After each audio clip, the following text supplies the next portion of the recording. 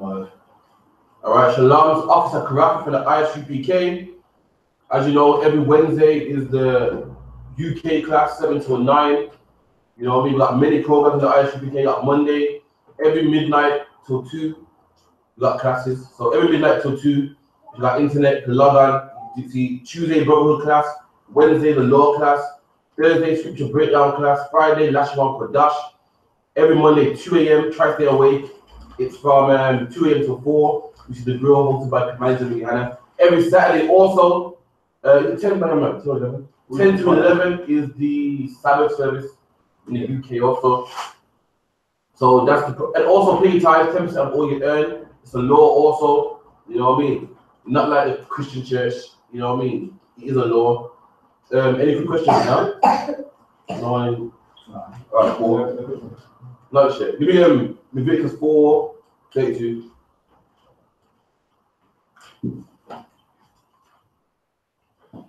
Book of Leviticus, chapter 4, verse 32. And if he bring a lamb for a sin offering, You go on verse. Leviticus 4 and 31. And he shall take away all the fat thereof. So this is talking about sacrificing, how the priest would do a sacrifice. He'll cut the animal open and take the fat thereof, I mean the guts, the innards, you know? As the fat is taken away from of the sacrifice of peace offerings, and the priest shall burn it upon the altar for a sweet savour unto the Lord. So this is what the priest would do. If a man was to sin, he would give a sacrifice to the Most High in the Old Testament. That was the law. That's what our people did do. We gave a sacrifice to the priest, and the priest will burn that on the altar, and it will be a sweet savor, that smell, an incense. The Lord will smell that and delight in it. You know what I mean? Give me a picture of an altar real quick. You can get one. For all those that don't know, an altar is like a barbecue grill. You know when you're cooking barbecue, you put beef burgers on there or jerk chicken on there, and the smell goes up into the sky. That's how the priest was. You will sin ignorantly, go to the priest with a lamb. He will take that lamb, put it on the altar, and burn your and burn your offering. This is steps. The priest will go up the steps and put it on there and burn your offering. Give me this one here. Which one? The next one. That will be the priest. Obviously, we know the black. That will be the priest. And that's the altar. We'll burn this in offering. We done. For a sweet savour unto the Lord, and the priest shall make an atonement for him, and it shall be forgiven. And the priest shall make an atonement for you. So if you was to sin back in old times, not all sins were death. People think that you get stoned all the time. That's not true. Some sins could be forgiven, but you have to give a sacrifice to the Most High. Give me Numbers 15:27. Book of Numbers, chapter 15, verse 27. And if any soul sin through ignorance, And it goes, any soul, a soul, according to people think a soul is his spirit. A soul is a person. You know, when you say to somebody, listen, you better dare tell a soul. A soul is a person. Any soul, any person, sin through ignorance. What does that mean to sin ignorantly? Does anyone know? First of all, what is sin according to the Bible? Does anyone know? Do God's law, yeah? That's correct. Give me 1 John 3 and 4.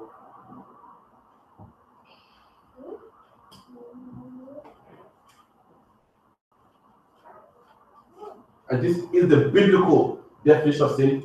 See, a lot of Christians try to say, yeah, because sin is when you don't follow the Spirit of God, and sin is when you disobey. All this philosophy, but we need to know what is sin. What is it, man? What is sin? A lot of Christians say, because sin is when it's wickedness. What is wickedness? We need to know what sin is. Christians have to philosophize. According to the Bible, what is sin? But to read it right now, read that for me. 1 John 3 and 4. Whosoever committeth sin transgresseth also the law. So if you commit sin, transgress the law. If you're sinning, you're going against the law. What's the law? The Old Testament, man. Paul was a man skilled in the Old Testament. So he's saying the law because people reading this will know what the law is. He's speaking to other Jews that also know what it's about. So we don't have to emphasize. He doesn't have to specify. So Paul goes, if you sin, you transgress the law, you're going against the law. Have you done? For sin is Sin what? For sin is. One more time. For sin is. For sin is this. What about saying next? Gonna show you what sin is, man. You know what I mean? People say sin is this, is wickedness, is darkness. This is for sin is. This is sin, you know? The transgression of the law. And that is sin, man. When you transgress the law, when you smoke weed, when you take crack, when you sleep with another man's wife, when you don't honor the Sabbath day, when you don't keep the holy days, when you in a Christian church, when you got a Christmas tree in your house, that is sin. Sin is the transgression of the law. So that means Christians say it's wrong to gamble. Say it's wrong to gamble. But that's nowhere in the Bible. Nowhere in the Bible says you cannot gamble. So gambling is not sin. Now, I wouldn't advise it. Gambling can be addictive. People do go to the books and spend their wages, spend their rent money, but according to the Bible, it's not a sin. You can do that. Drinking is not a sin according to the Bible. Being a drunk is a sin. So anything against the law of Moses, what man calls, which actually is God's law, that is a sin, man. So though raising your voice is not a sin. Being angry is not a sin. What is a sin is when you get angry and do some. If you get angry and kill someone, that's a sin. If you get angry and sleep with a man's woman because he got a yodeless, then that's a sin. But it's not wrong to get angry, man. The law is angry, like that. It doesn't say that. It doesn't say specifically that thou shalt not smoke weed in the Bible. Exactly. But there's parts in the Bible and through history where it shows you where smoke comes from. You know what I mean? And smoking comes from, for instance, in ancient days, yeah, the Bible goes, you should not make a sorcerer live. And you see your modern day drug dealer, the sorcerer. In ancient days, if you wanted to have a love potion, you go to a witch or cook up a pot and so forth to give to a woman. Nowadays, what happens? You put a pill in a drink. You know what I mean? Ancient days, if you wanted to, you had to go to a witch to escape reality. You know what I mean? Drink some potion up. Now what happens? You go to the weed man and he supplies you that. That is sorcery. Sorcery is drugs. To escape reality and get into another realm and, you know, unsoberness, that is drugs. Sorcery, the Bible calls it. You know what I mean? Once upon a time, a sorcerer or witch will put you up in a pot. Nowadays, what? They put in the stove and a microwave. Divination as well. Exactly. Cooking up chemicals and, you know, if you mix this chemical with that chemical, get this effect. If you mix that one with that one, that effect. Same thing in ancient times, the man in the black coat, cooking, chopping up herbs and saying, all right, this will make you high. Today, they call it cocaine. Today, they call it weed, LSD, pills, Molly. That's what they call it today. Come on. I read that again for you, please. 1 John 3 and 4. Whosoever committeth sin, transgresseth also the law, for sin is the transgression of the law. And that is sin, the transgression of the law. So it's not gambling. You know how Christians say sin is gambling, sin according to everything. Just what's the 7 sin? One, Greed, lust, envy. they're actually sins. But anyway, I grew up in a Christian church and had many things that they were frowned upon as wicked, man, which weren't actually sins. The whole cleanliness and godliness, you know, that's nowhere in the Bible. The concept's right, it's nowhere in the Bible. But okay, give me 1 John 2 and 3. Yeah. 1 John chapter 2 verse 3. And hereby we do know that we know him. Okay, so Christian, this is Christian 101. Christians always say, you know what? You need to have a personal relationship with God, man. A personal relationship. I got a personal relationship with God. Read that to me again. And hereby we do know that we know him. That we what? That we do know that we know him. How do you, if you know somebody, what do you have with them? I know you. I know what you eat, what you drink, what things you like. What do I have with you if I know you? A personal relationship. So Christians talking about a personal relationship with God. The Bible explains how you have that personal relationship with God. It's saying this is how you know that you know him. This is how you know this is how you know the Most High. This is how you know the Father. This is how you know God. We do know that we know him if we keep his commandments. That's how you know the Most High. That's how you have a personal relationship with the Most High. If you keep his commandments, if you don't eat pork, crab, shrimp, lobster, if you don't smoke weed, if you don't kill people, you don't sell drugs, you don't have sex with whores and men's women and all sorts of stuff. That's how you know the Most High. That's how you have a personal relationship with the Most High. Not by banging a tambourine, not by going to church every Sunday, not by drinking holy water, but by keeping the commandments. Go to Numbers 15:27.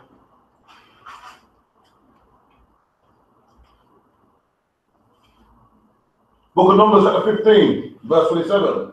And if any soul sin through ignorance. If any soul sin through ignorance. Now what does it mean to do something ignorantly? Not knowing. Not knowing. So if anyone sin ignorantly, we know what sin is? Sin is breaking the commandments. So if anyone Was to eat one of them Haribos walking there, didn't really read the label too tough. That's sinning ignorantly. If anyone wants to, have some food and the gelatin in there, didn't know, ignorant man. Or anyone probably has sex with a woman, and she had a man already, but she didn't tell nobody. Ignorant, didn't do it on purpose. If any man sin ignorantly, Then he shall bring a she-goat of the first year for a sin offering. And this is what the man will do. He'll bring a goat of the first year, a good goat. Like that. How come you don't have a certain Excuse me. You know when someone asks a question, I say it's like that. Not for it. How come we don't burn sheep today? Because we haven't got the land. Is that the only reason? No, we're going to it. But Christ our sacrifice. That's why. Christ sacrifice for us. So you say in Ezekiel in the 60 chapters around there that we have to still keep these commandments today. Yeah, that's true. We're keeping 613 laws. We're keeping all of the laws. Should not keep the burning sacrificial laws as well. We're gonna get into it. We do keep it. Christ our sacrifice. We're not saying we don't have a sacrifice. We got a better sacrifice. A better one. All the drugs we don't sold, all the weed we don't smoke, all the holes we don't went through. Anyone I'm great enough that can take that away. All the gods and religions, black people in Christianity, Islam, Buddhist, ain't no God good enough. Christ had to do it, man. You know what I mean? If you serve another God, do you know there's no sacrifice to that? If you serve another God, there's no sacrifice to that. You will have to die. That's in the law. If you was a homosexual, there was no sacrifice, you have to die. That was sacrifice. And Christ had a better sacrifice. Christ's sacrifice can atone for you being a Christian, serving another God. But in the Old Testament, that couldn't do it. That's how great sacrifice Christ is. So why are they going to build a new temple in Jerusalem after sacrifices? We will do in the New Testament.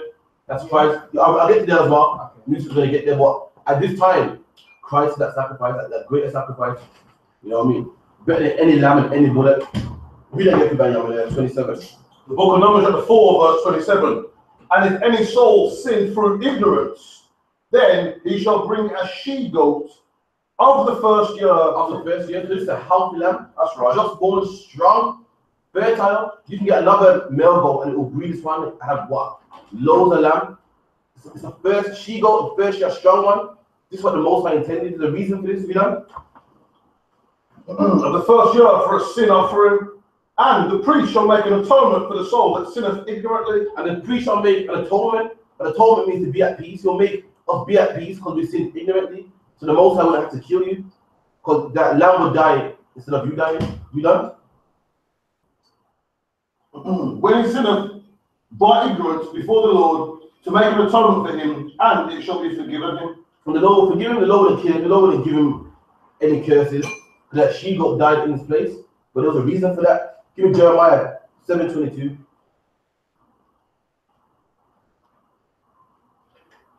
The book of Jeremiah, chapter 7, and verse 22. Let me get them over here.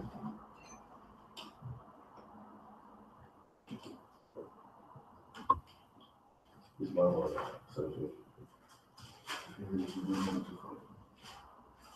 Yeah, everybody hear about the black guy that got killed by the police over there in London? That was dread, man. We've done the ones back to a class on that tomorrow. If you can reach, so you reach, man. Alright, 7:22. Jeremiah 7:22. But I spake not unto your fathers, nor commanded them in the day that I brought them out of the land of Egypt concerning burnt offerings. Okay, but for you. The officer's question. Read that one more time. When the person asked the question, yeah, blocked it. Well, watch this. 22, yeah? For I... I'm looking at the verse. No. For I spake not unto your fathers. So our fathers were the ones that walked through the Red Sea, man. The one that was with Moses, the one who Moses gave the laws to. And the Lord said, I didn't speak to your fathers, you know? Nor commanded them in the day that I brought them out of the land of Egypt. You know? Concerning burnt offerings or sacrifices. The Lord said, when I took your fathers out of Egypt, I didn't speak to them about burnt offerings and sacrifices. I don't want that for them. So this is where Old Testament is trying to come in by your man. You say to you, so why do I need Christ? Why do I need an offering? When the most of the one offering, he's saying it right here. I don't want, he goes, when I brought you out of Egypt, I didn't want no burnt offerings or sacrifices. What's the Lord saying there? Because basically the sacrifice is like you speed, you pay a fine, but really the police don't want the fine on up to speed in the first place. There you go. That's okay. That's bad. And the answer is in the next verse, you know. So Lord saying, I didn't want to break offering to your fathers. So someone will read that and will see. So who's Christ? We don't offering Christ then. Oh, we're not offering because the Lord don't want offerings. It's not what it's saying. The next verse explains to read. But this thing commanded I them, saying, obey my voice. And that's what the Lord wanted. He wants you to obey his voice. The Lord put a lamb and a sacrifice there if you mess up. But what he really wanted was you to obey his voice. He don't want your lamb, but we got it twisted. We thought, well, I'll sin now. I'll give a lamb tomorrow. We got it wrong, man. That's what we were doing. We will sin. We will offer the lamb before we even sin. But the Lord wants you to obey him. That procedure was there in case you mess up ignorantly, as we read. But we got it all wrong. We started sacrificing before we even sin. The Lord said he wants the firstborn, a lamb of the first year. That's your best lamb. You meant to give your best lamb, you know. I'm like, I ain't doing that again. I'm messed up, man. Yo, my first lamb. What happened? Go to YouTube. No problem. You meant to be hurt and say, I paid my best lamb. Oh man, my best one, the strongest one. It was clean and fresh. You know what? I'm making sure I'm doing that again. It's like a fine today. When you're speeding, you get snapped by the camera. And it's an £80 fine. You go, I ain't speeding again. It's meant to hurt you. That's what the Lord was trying to do to us. But we thought we used that as an occasion to sin. We're like, well, I sleep with his wife and I'll give my best lamb. Yes, cool. That's what happened. And the Lord saying, I don't want that. I want obedience. I want you to listen to me. I don't want sacrifices. I want you to listen to me like your father. I don't want my daughter to go out there and be a whore and give me a present. I'd rather just don't be a whore. That's what the Lord wanted from us, to keep his commandments, man. Not to break them on purpose, then give a sacrifice. And that's what's happening. So if you keep his commandments, then you don't need to offer sacrifices. No, this is in the Old Testament. Back then, yeah. In the future. No, in the Old Testament, what happened is you have sacrifices on holidays to do, but this is talking about sin offerings. If you trespass against the Lord, you give an offering. You know what I mean? And our people break it on purpose, saying, well, I'll give an offering tomorrow. You know, like what Christians do today. I'll sin and then I'll pray for forgiveness tomorrow. Well, the Lord knows my heart. Well, no one's perfect. Don't even try. Say, yeah, well, I'll go to the confession booth tomorrow and tell the priest. I'll sleep with that person. Tomorrow I go to the confession booth. What are people doing? Don't even try. You gotta do it. The Bible says be therefore perfect, and to be perfect to keep the commandments. Starting by read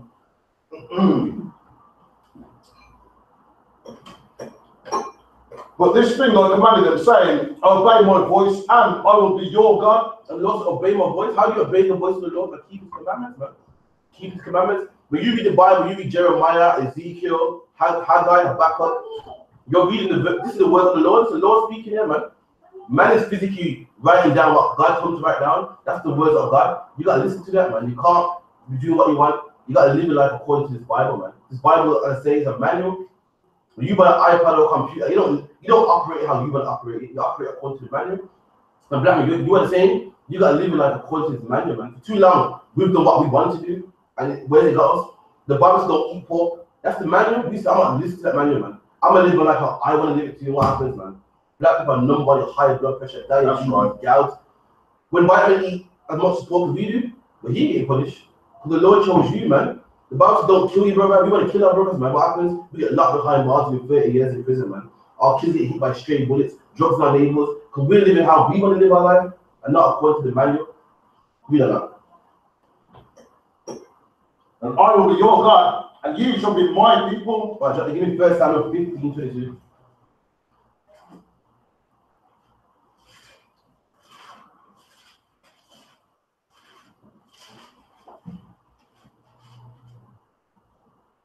First Samuel 15:22. Right, give me verse 20. 1 Samuel 15:20. And Saul said unto Samuel, I have obeyed the voice of the Lord, and have gone the way which the Lord sent me, and have brought Agag, the king of Amalek, and have utterly destroyed the Amalekites. So the man called Saul, this is the first king of Israel, the first one. After him was David. Before David was a man called Saul. And the Lord sent Saul on a mission to wipe out a tribe of Agadites and take the king as well. And Saul half did the job. He left the king alive. And this is where we're at now. We done. So Saul speaking to Samuel, he said, I don't want the Lord told me to do, but I left the king alive. We done. But the people took of the spoils. And the people took the spoils. Spoils like it's like, you know, people are writing and so forth. It's like you go run to a city and have war with them. The things that are left over, the gold, the money, good stuff. You know what I mean? That's the spoils. The Lord said, don't even take the spoils. Samuel took the spoils, so he did a half job. And it's telling Samuel what happened. Saying mission company, everything went well. I left the king alive, he should have done. The people took the spoils, another thing he should have done, you know? And the chief of the things which should have been utterly destroyed. And they took the thing that should have been destroyed, you know? To sacrifice unto the Lord thy God in Gilead. And he tried to put a twist on it. He tried to say, we kept it. I know we should have burned it, but we kept it because we want to give to God, we want to sacrifice to God. You know the way, you know the flattering, you know one's there. It's like, you don't, like, say you go to the shop to buy something, she don't buy what you told to buy, or she tries to switch it. Yeah, I bought this because I know you like it. That's what Saul's trying to do. She say, I kept it because I want you to God, you know? And Samuel said, have the Lord a great delight in burnt offerings and sacrifices. And Samuel saying, listen, the Lord don't care about no burnt offerings, man. And the Lord don't have delight in that. He don't care about that, man. You're talking about, I want to sacrifice to the Lord. The Lord don't business about that. He's not concerned with them. And Samuel said, have the Lord as great delight in burnt offerings and sacrifices as in obeying the voice of the Lord. You know? Behold, it is better to obey. It's like that. Behold, to obey is better than sacrifice. And even Samuel knew, man. And this is in the Old Testament when they were sacrificing. When sacrifice was accepted, Samuel said the Lord would rather you listen to him than to sacrifice. And that's what our forefathers didn't get, man. We thought we could sacrifice and sacrifice. The Lord would rather you obey him. He'd rather you obey him and not do the sin. He puts something in place that if you mess up, you can sacrifice. But to be honest, he'd rather you don't sin at all. That's what the Lord wanted. Our people didn't get it, man. Give me Psalm 50 and 12. 50 and 50. 50-50. The book of Psalms, chapter 50, verse 12. 50 and all right, cool. 7. The book of Psalms, chapter 50, verse 7. Hear, O my people. And who are those people here? Say, hear, all my people. Again, in the Bible says, my people, my people, my people. Christians like trying to say the Bible for everybody. God loves everybody. Say, my people, man. He didn't say the whole world. Say, hear my people. God wants his people to hear this. And who is his people? We learn. Hear my people, and I will speak. O Israel. And that's what Lord's people is. The Lord's speaking to one set of people, man. This Bible is written to one set of people. But we don't know this because Christianity told us the Bible is universal book for the whole world. That is not true, man. Over time and time again, the Lord saying, hear Israel, and it's one more time, hear Israel. So the Lord is speaking to blacks, Hispanics, and Native Indians, you know? O Israel, and I will testify against thee. You know? I am God, even thy God. And that's I am God, even thy God. The word even means indeed. Look it up in the Old English. It says, I am God, indeed I am God. You know, black man talk. You know what I mean? If you got Jamaican parents to say, yo, this is my house, yes, my house. God's saying, I am God, even thy God. Indeed, yes, I'm God. We done? I will not reprove thee for thy sacrifices. And those, I won't reprove you for your sacrifices. I don't want sacrifices. Don't be giving me a sacrifice for me. Everything's cool, man. I want you to obey me. You done?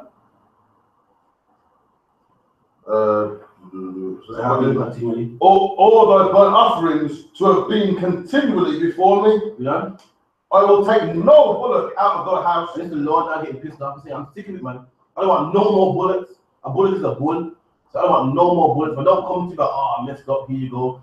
The Lord don't want no more bullets, man. I want you to listen to him. And this is in the Old Testament when sacrifices will allow, you know? Nor he goats out of thy folds. And they don't want your goats, you don't want your goats, you don't want your bulls, you know?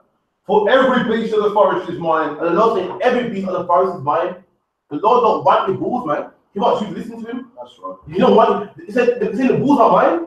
They belong to me anyway. You're killing what's mine and giving it back to me.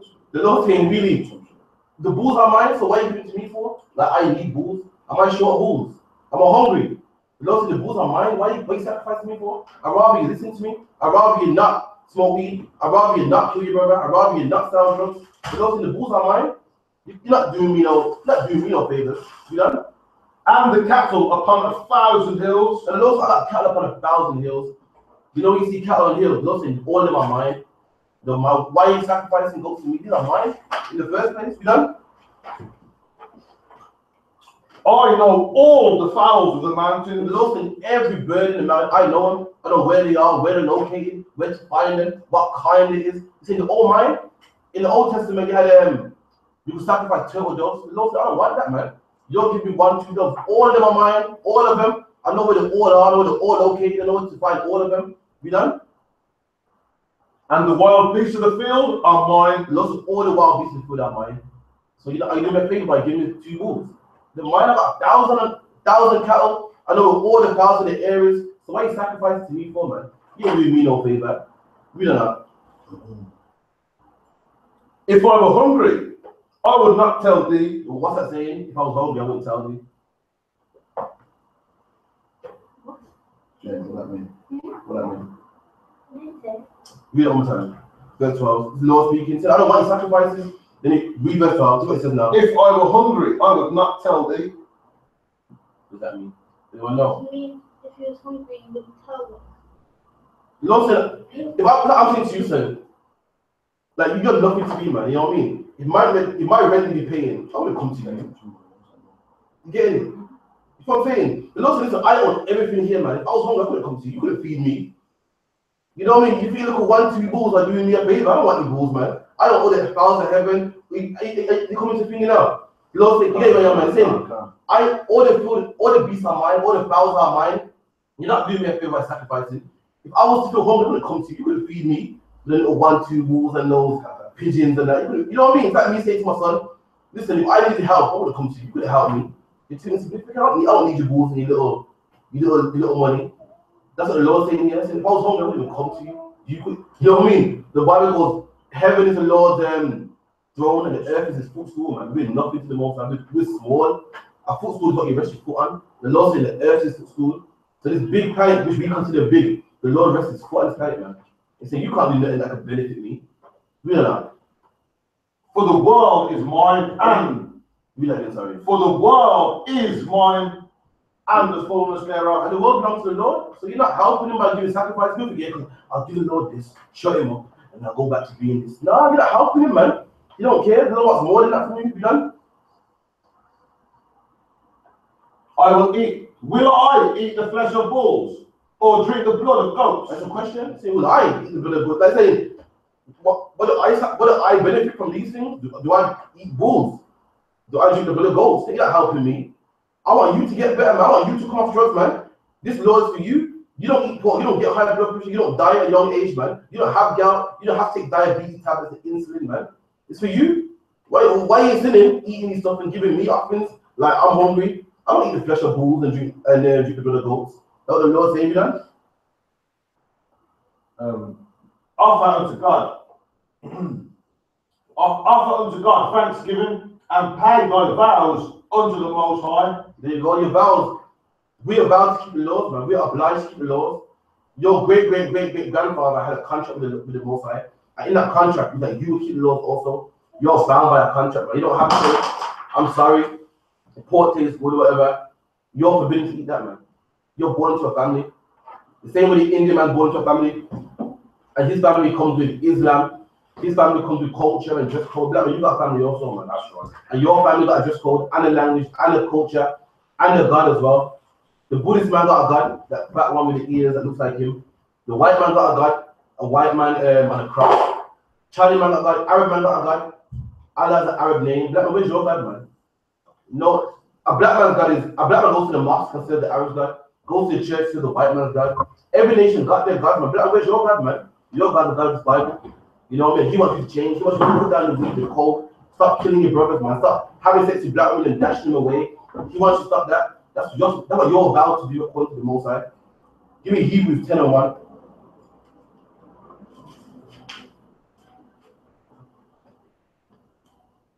Book of Hebrews, chapter 10, verse 1. The Bible's hard for you. Yeah, that one's hard for you.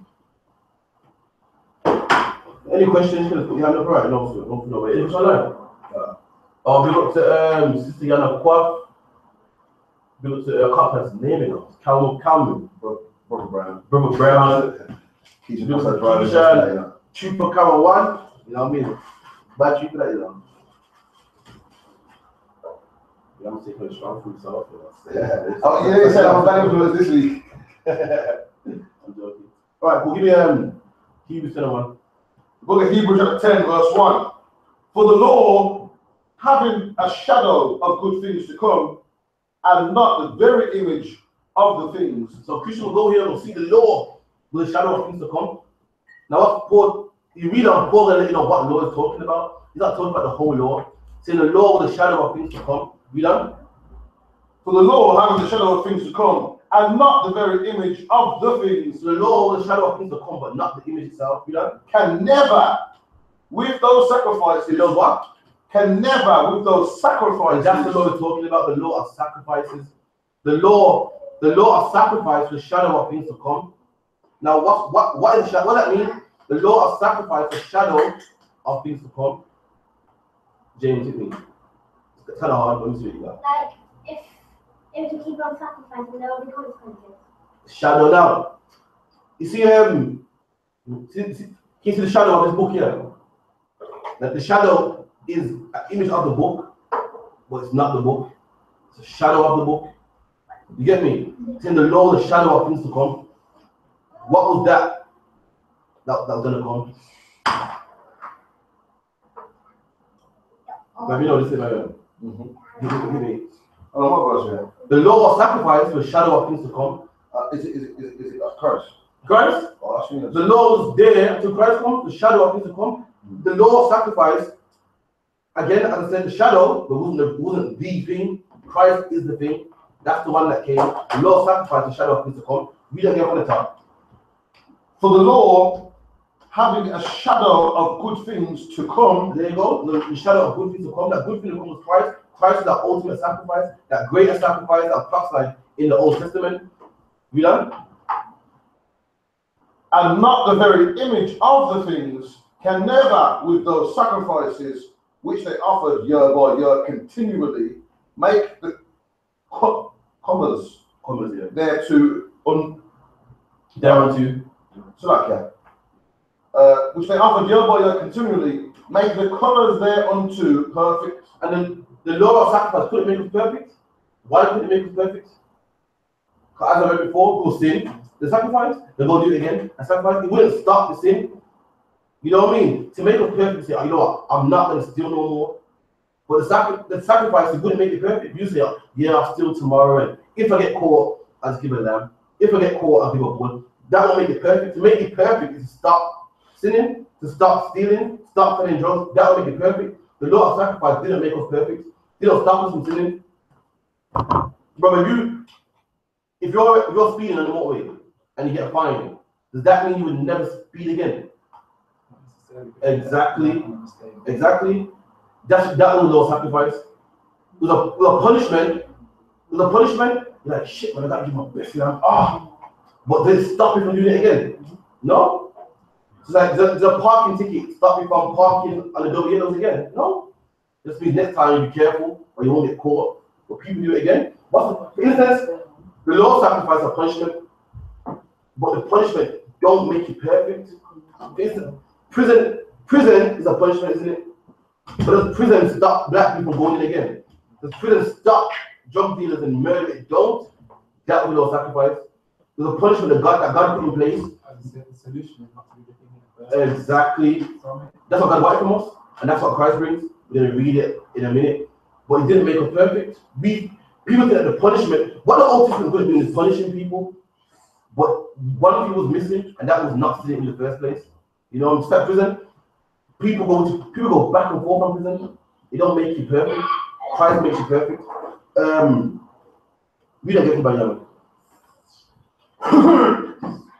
Hebrews 10:1, for the law, having a shadow of good things to come, and not the very image of those things, can never, with those sacrifices which they continually offer year by year, make the comers thereunto perfect. For then would they not have ceased to be offered. So it goes, the Bible saying, the law of sacrifice couldn't make you perfect. Because if it did, then why are you still sacrificing? Why would you sacrifice every year? Why are the priests still giving sacrifices? If it made them perfect, there would be no need for sacrifices. You know? For them, would they not have ceased to be offered? So they would have ceased to offer sacrifices. If I was perfect, then I would have to give no lamb, no goat, no bullock. But evidently, this wasn't working because it's not making it perfect, and we're not ceasing to sacrifice for them. Because that the worshippers, once purged, should have no more conscience of sins. There you go. He said, if this made it perfect, then the worshippers, which are us, will have conscience, not sin again. We have that conscience of not sinning no more, but we're still doing it. So it's not working. We done. But in those sacrifices, there is remembrance again, made of sins every year. In verse 4. For it is not possible that the blood of bulls and of goats should take away sins. And it says not possible, man. Not possible. Our sins exceeded the sacrifices. Ain't no goat can take away all the weed we done sold, or the drugs we done sold, or the people we done killed, or the women we done slept, we done thrown away, or the whores we become. Ain't no bulls can do that, man. Our sins exceeded it. And it's saying it is not possible that the blood of bulls and goats should take away sins. Our sins have become greater than animal sacrifices. Give me verse 5. Wherefore, when he cometh into the world, he saith, sacrifice and offering thou wouldest not, but a body hast thou prepared me. In burnt offerings and sacrifices, for sin thou hast had no pleasure.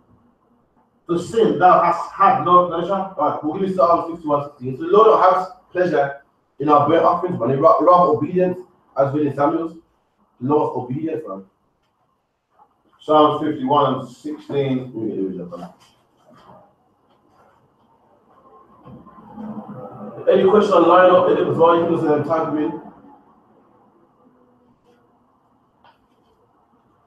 Tying nicely with what? 51 and 1, John 16.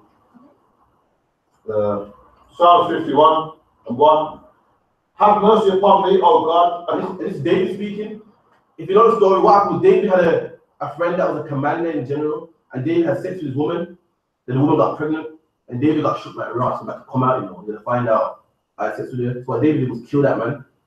And this is what we're reading now. David saying to the Lord, like, have mercy on me, oh God. Say, have mercy. Like, he knew he messed up, and he feels bad for what he done.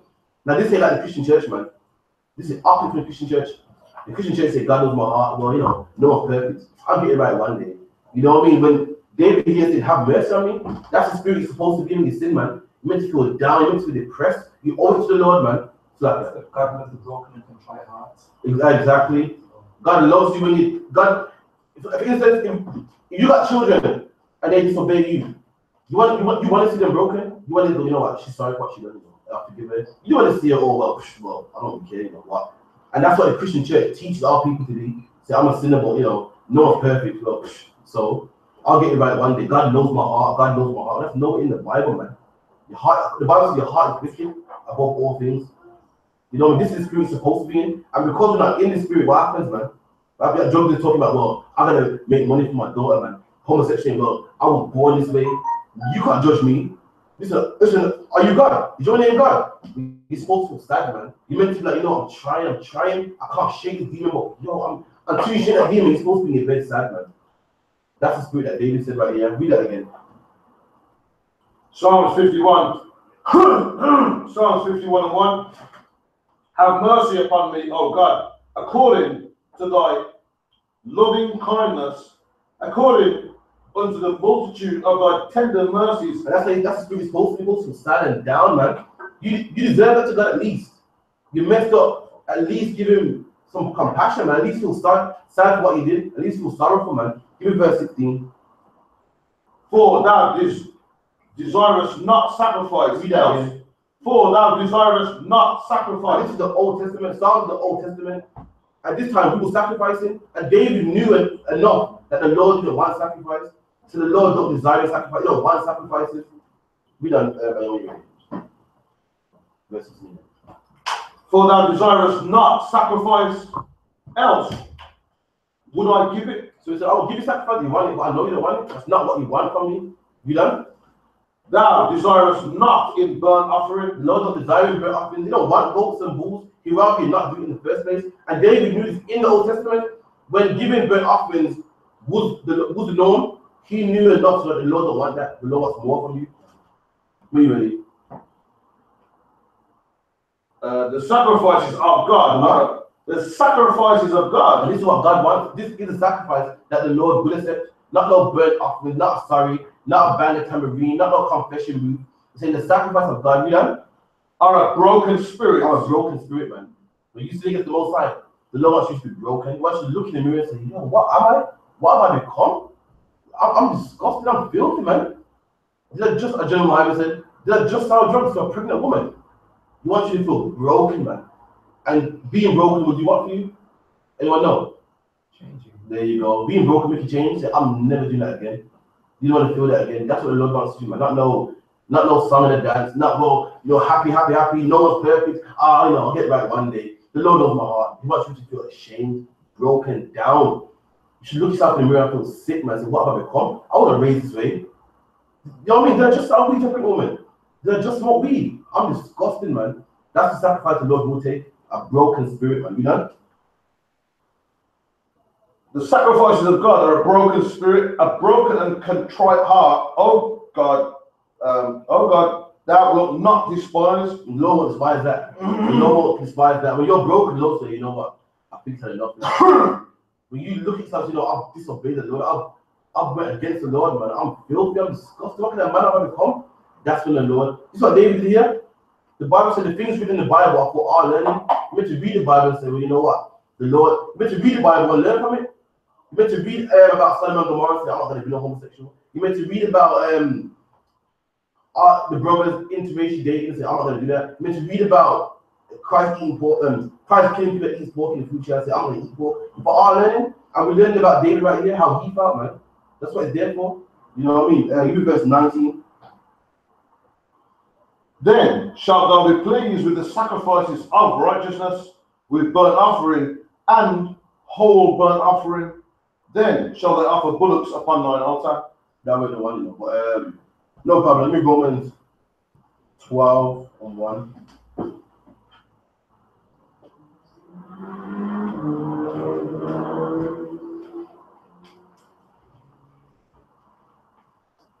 Is that the one?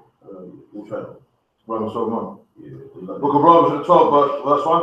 I beseech you, therefore, brethren. This is Paul speaking to who? Do that again. I beseech you, therefore, who? I beseech you, therefore, brethren. Now, what the brethren mean? Anyone know? Brother? Is that who the brothers of Christ? Sorry, brothers of Paul? Anyone know? Listen, who's the brothers of Christ? And we're all brothers in this room. We're all brothers. The job cycle. Now, who's the brothers of Christ? Brothers, your relatives, Israelites, that's who brothers are. You know what I mean? Let me get it here. Give me one moment.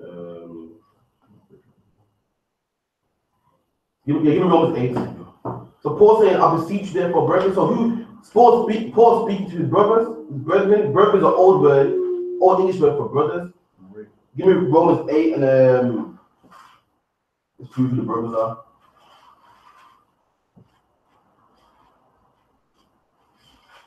You know what, man? I'm looking at it. It's Romans 8, you know. 8 and 5. Okay, the book of Romans, 8, verse 5. That's how it is. Right. What about this? Verse 5, for flesh, spirit, things after this. No. One second. See, Romans, all right. Let's Google it.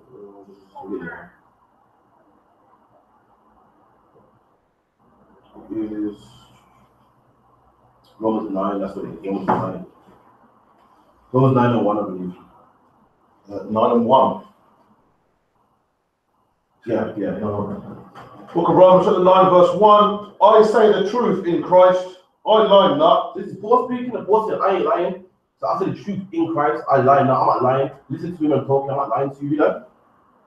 My conscience also bearing me witness in the Holy Ghost, that I have great heaviness and continual sorrow in my heart. And Paul said he has great and continual sorrow in his heart. Paul feels sad for the black people and drunk for the black people on the bottom, all his brothers. Paul said, I continuous sorrow in my heart. We done? For I could wish that myself were accursed from Christ for my brethren. Of course, Paul saying he wished that he could be separated from Christ, that accursed and separated. Paul wishes that he could be in the world, so that you could be in the truth. He said, listen, I don't mind being a drug addict on a park bench as long as you can come in the truth.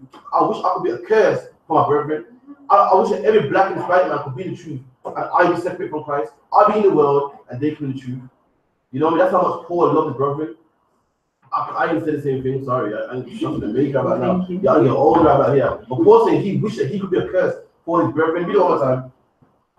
For I wish that myself were accursed from Christ for my brethren. Who? My brethren. Who? My brethren. So this is the brethren.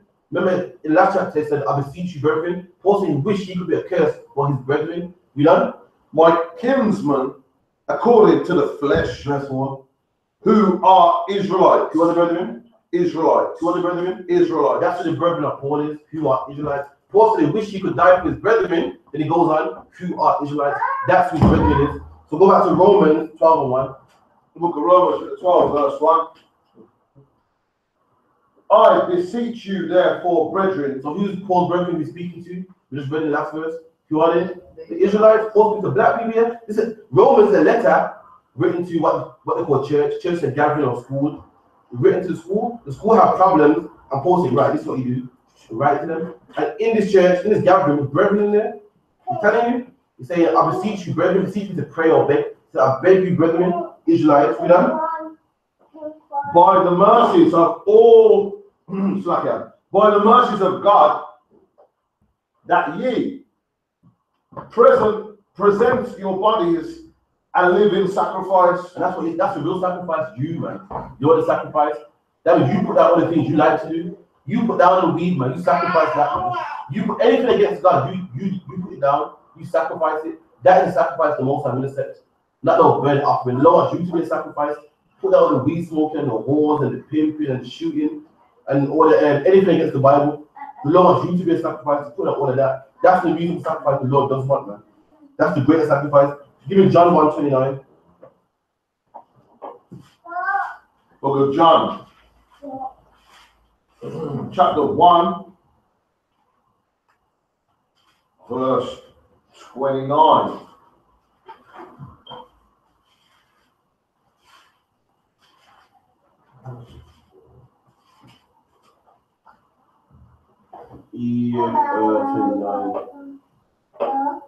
Go on. Verse 29. The next day, John seeth Jesus coming unto him. So John the same man wrote this book of John.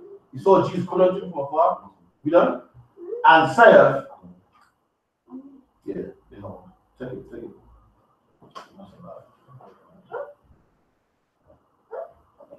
Behold, the Lamb of God, which taketh away the sin of the world. And that's what John said in his soul Christ. Behold, look, this is the Lamb of God that takes away the sin of the world. Now, Christians know that Christ died for our sins.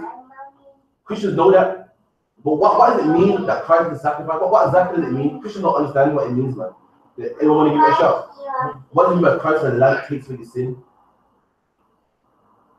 Go on, what I mean? Is it like, You don't know. James, come on, man. is it like lambs, but better than lambs? Christ took away the sin of the world. Christians try to make like some spooky stuff. That's not what it's saying. Give me the first Peter 3:18. I'm gonna show you what it means. It's pretty simple.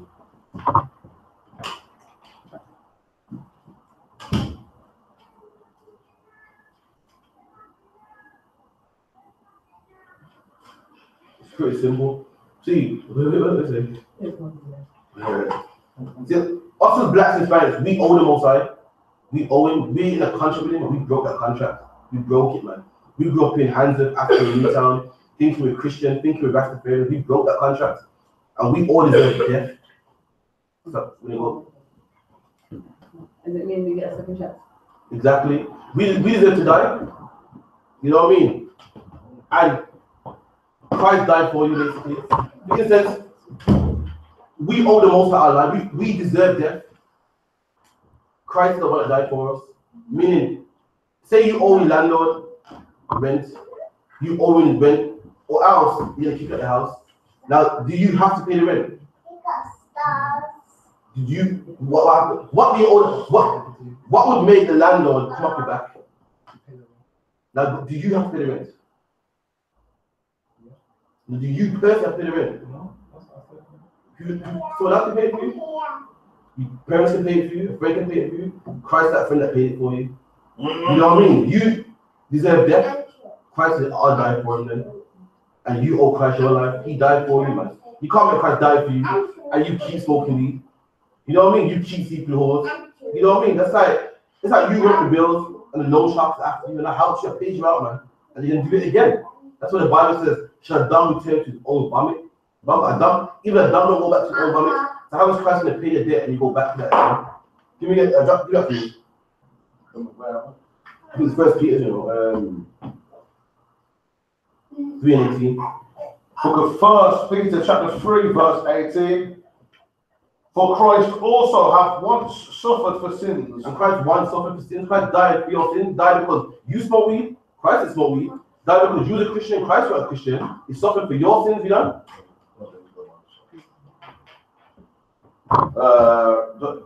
For the just for the unjust. What does that mean, the just for the unjust? So Christ suffered for sin, the just for the unjust? What does that mean? What's according to the contract, man? What's he saying? Does that mean it's like the righteous person's trying to help the unrighteous? It's saying the just for the unjust. Who's the just and who's the unjust? We're the unjust. Christ is the just. There you go. Christ died for you. Christ is not me. Christ was a Christian. He never know Christmas tree in his house. He never smoked weed before. He never had sex with whores before. He's a just man, that's the unjust man. We're the unjust. We're the ones that grew up inside, grew up in Christianity, grew up in Islam, grew up in all types of philosophies, and he died for every black and Hispanic man. You know? That he might bring us to God. And he did that so we could come back to God. We couldn't go to the Most High no more. We broke our contract. We finished. Christ is the one that bridged the gap again, man. Gave us a second chance that we can go back to the Lord. The debt that we owe the Lord paid for, we owe the Lord rent money. Someone paid it. Someone put the money down on our name. You know what I mean? It don't matter if you feel sorry. It don't matter if you want to change. Can you tell the judge, yeah, judge, I killed that man, you know, I'll never do it again. It's so I don't care. Someone needs to go in the cell. Someone needs to go in the electric chair. Christ was the one that went in the electric chair. Christ was the one that went to prison. You feel me? That's what Christ was. So give me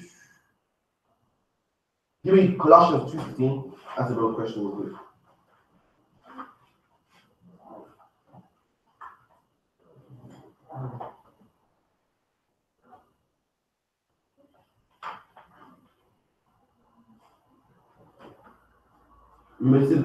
You see when you're reading the epistle of Paul, you need to pay attention. Like Paul is a man skilled in the law. So Paul ain't gonna break things down. Paul ain't gonna go back to basics. He's talking about what's already written. Like everything's set up. And Paul is saying, listen, the law about sacrifice, blah blah blah. So you know the Old Testament, you're gonna be confused. That's why Christians are confused. No, they stay away with the Old Testament. So you're not gonna understand Paul if you don't understand the Old Testament. Give me more to what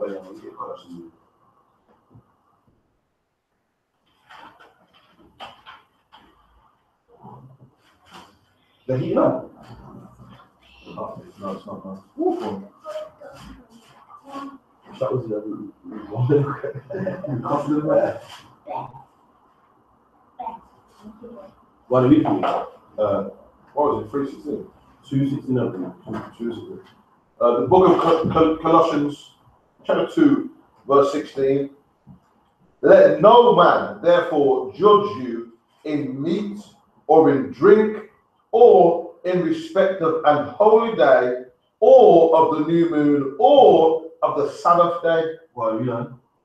which are a shadow of the things to come. Oh, it's not. When we read that already, when we read shadow of things to come, about what was the topic though? Sacrifice. Remember, Paul wrote Hebrews. Paul wrote this. Paul speaks to people that know the law already. So keep that in mind. What was the shadow of things to come before? The sacrifices. It's in the same thing again. The things that were shadow of things to come, sacrifices. That was the shadow of things to come. But read that one more time for me. Let no man therefore judge you in meat or in drink. So Christians read that. See, you can't tell me about meat and drink. You're telling me I can't eat pork. The Bible says you can't judge me meat and drink, man. I can eat what I want. Pork is meat in it. Rat is meat in it. You're judging me. You can't do that. The Bible read there, look, it's in black and white. You can't judge me in meat and drink, man. You know what I mean? They get it wrong. You gotta understand the Old Testament. You know.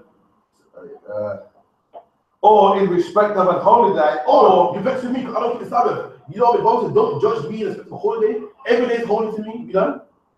or of the new moon, Or the new moon. You know. or of the Sabbath days. All Sabbath day. Now, you know what? Give me verse. Go up 2 verses. Verse 14. Blotting out the handwriting of ordinances that was against us, which was contrary to us. So it said Christ took out the ordinances that was against us, took them away. What was against us? The sacrifices. Why? It didn't make us perfect. It didn't change the conscience, as we read. Those things were against us. Christians say it's the law that was against us. How is the law against you? How is not sleeping with a man's wife against you? How is not eating things that would give you high blood pressure against you? How is thou shalt not murder against you? But what was against us was the sacrifice. It didn't change us. It didn't make us better people. It didn't make us, you know what, I'm not doing that no more. It made us think, well, he's the Lord that shut him up and do it again. That was against us, man. That's why we kept sacrificing and sinning, and didn't change the conscience. That was what was against us, you know? Which was contrary to us. And it was contrary unto us, contrary was against us. That didn't help us, didn't make us a better person, you know? And took it out of the way, nailing it to his cross. And Christ took that away, took the animal sacrifice away. Ready? Those were the shadow of things to come until Christ will come here. Christ took that away. Nowhere in the Bible did it say Christ took away, thou shalt not eat pork, thou shalt not murder, thou shalt not commit adultery. But if you did read, when Christ said he'll be that sacrifice, he'll be that ultimate lamb, the Lord of the light and burnt offerings. That's the only thing that the Lord took out. You know? And having spoiled principalities and powers. And Christ spoiled principalities and powers. You know what principalities and powers are? Rulers. When you go to school, you got the principal, the head teacher, the scribes and the Pharisees, they were in charge at that time, and Christ spoiled them, man. If you read the Old Testament, you read about Christ shutting them down, embarrassing them for everybody. Christ spoiled principalities and powers, the people that were at the top, the leaders. You read about it in the New Testament, it goes, they was astounded at the doctrine. When they'll come to Christ and say, oh, why do your disciples transgress the Sabbath? And Christ will shut them up. They'll bring women to him and say, this woman had adultery, and Christ will shut them up again. That's what it means. He spoiled principalities and powers. The people above him, the people of government, Christ spoiled them, shut them up. You know? He made a show of them openly. And did it openly. They'll bring a woman in front of Christ and this woman is in adultery. And in front of everybody, they all have to. Christ said, you out sin, cast the stone, and they all had to leave. Christ did it openly. They came to Christ when his disciples were eating and their hands weren't clean. And Christ walked into the mouth, don't defile a man. He did it openly. And he goes to triumph over them as well, you know? Triumphing over them in it. You know? Let no man therefore judge you in meat. That's the context, saying Christ put away the sacrifices, and therefore, because of that, don't let no man judge you in meat and in drink. And I kind of confused the meat and drink part, yeah? But we're going to get there, you know? Or in respect of a holiday, You know? or of the new moon, You know? or of the Sabbath days. Now, what do you mean by meat or drink? Anyone know? Give me Leviticus 23 and 37. You won't get it. You won't get it. 23 and 37. 23, 37. How you gonna read a book halfway through? Paul about to show you what it means by meat and drink. He's not talking about pork and I'm gonna show you.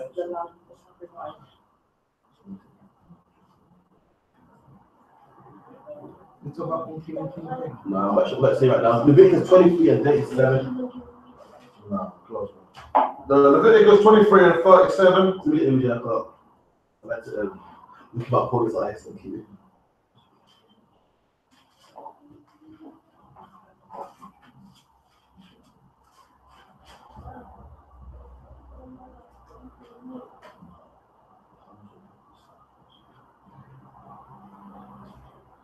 Give me a.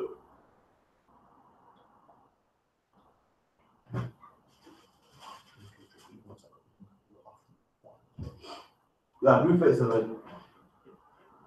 These are the feasts of the Lord, which ye shall proclaim to be holy convocations. So saying this chapter is about the feast of the Lord, and these are the feasts of the Lord. Above this, talk about the Passover, Feast of Booths. Now we're here saying these are the feasts of the Lord. This, what do you do on these feasts? Anyone know? On the feast, on the Sabbath day, on the new moons, as we just read. And remember, but no man judging a holy day or a feast or a new moon. See, these are the feasts of the Lord. What do we do on the feast, on the holy day, on the new moons? You celebrate and eat nice food. Go on, keep reading. Go on. To offer an offering made by fire unto the Lord. What do you do on the feast days? What do you do again? What do you do on the feast days? Make an offering made by fire unto the Lord. And that's what you do. You sacrifice on the feast days. Now it's about to tell you what you sacrifice on the feast days. One. Burnt offering and the meat offering. And the what? A meat offering. Let no man judge you in meat or drink. That's the meat there. You burn a meat offering. You sacrifice in the holy days. You done? And drink offering. That's your meat and drink right there. The meat offering and the drink offering. It's not talking about pork. That's the context. We're talking about holidays. That's what it said, meat offering. It said, let no man judge you in meat, drink, holiday, Sabbath day. Here, what are we doing in the Sabbath day, the new moon and the holidays? We're sacrificing meat and drink offerings. That's the concept of Paul's talking about. But your Christians read the Bible halfway through, they're confused, which they would be. They don't understand. You full Benjamin. Can't. Read it one more time for me. These are the feasts of the Lord. So what is the subject here? The feast of the Lord. Let no man judge you in a high holiday, Sabbath, new moon. Those are feasts of the Most High.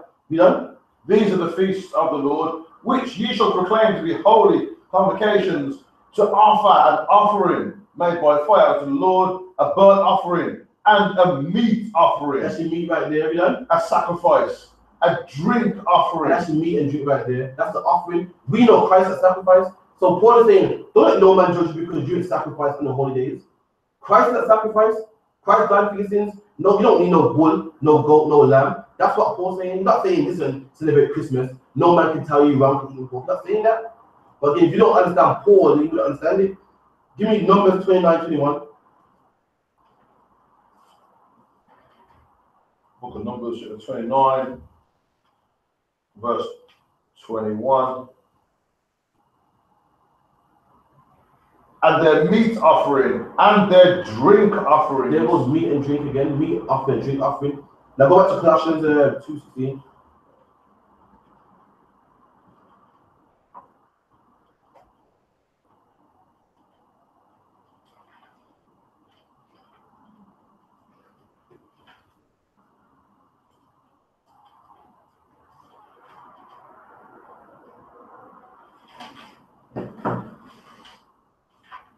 Book of Colossians, chapter 2, verse 16.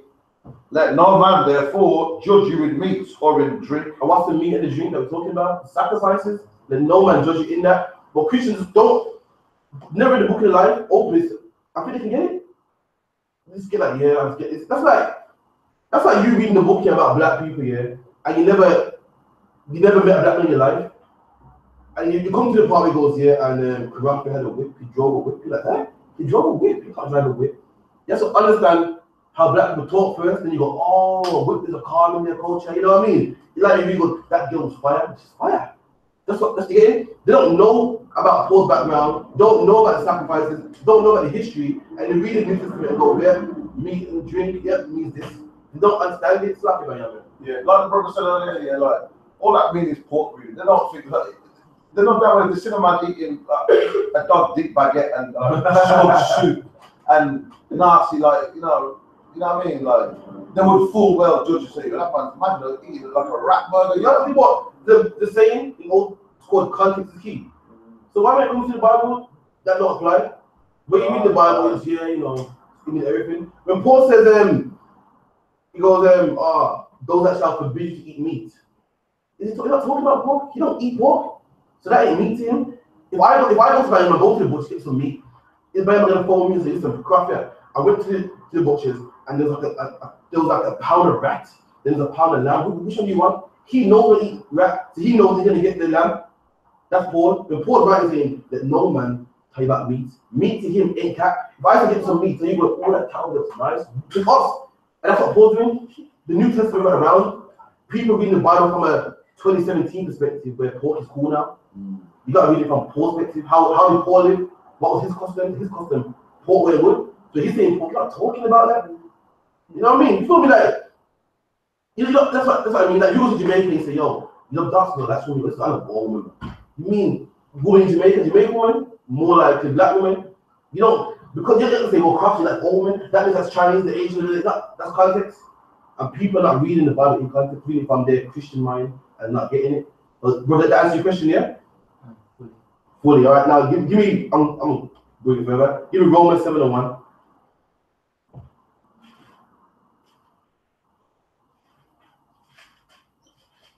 The book of Romans, chapter 7, verse 1. Know ye not, brethren. So this, I'm gonna give an insight about Paul. Because you want to read about Paul, let's find out about Paul and see what kind of man he is. Give me verse 7:1. I speak to them that know the Lord. Read that one more time. I speak to them that know the Lord. Paul says speaks to them that know the Lord already.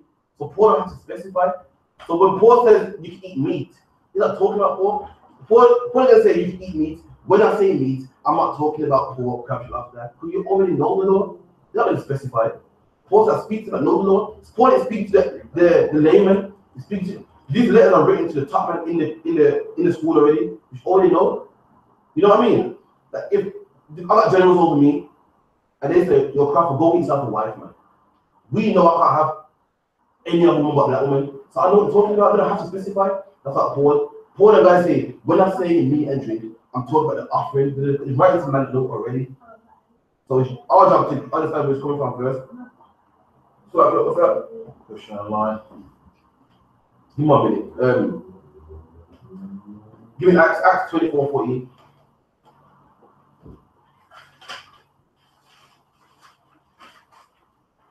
Book of Acts 24 and verse 14. No, you're not 14. Yeah, 14. Let me tell you.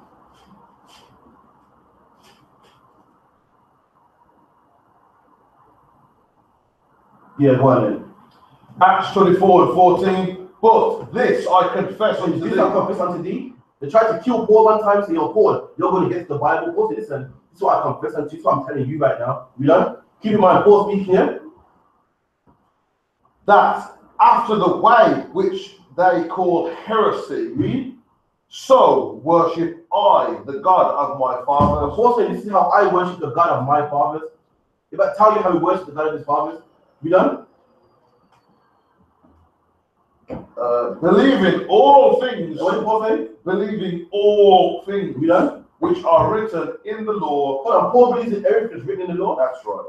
Paul believes in everything that's written in the law. So how is Paul going to tell you in the New Testament you eat meat and drink and don't keep the holidays? When Paul said he believes in everything written in the law, we done? Believing all things written in the law and in the prophets. And Paul believes in everything that's written in the prophets.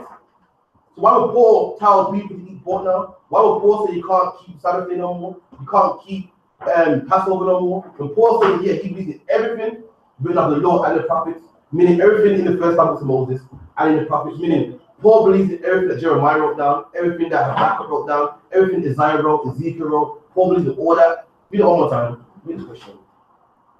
But this I confess unto thee, that after the way which they call heresy, so worship I the God of my fathers, believing all things which are written in the law and in the prophets. That's what Paul believes in. Things that are written up in the law and in the prophets. Get a question for young man. Question from Kevin Williams online. Could you give a brief outline of the doctrines of your religion?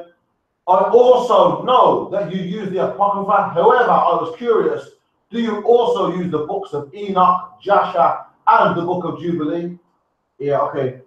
We don't use the book of Enoch, Joshua, and Jubilee. The reason being is the Bible talks about the book of Enoch and the book of Joshua, but what you get today in W.H. Smith, what you get today in the shop is not that book. It goes against the Bible. You know what I mean? And the Bible is, you know, I said 34:16.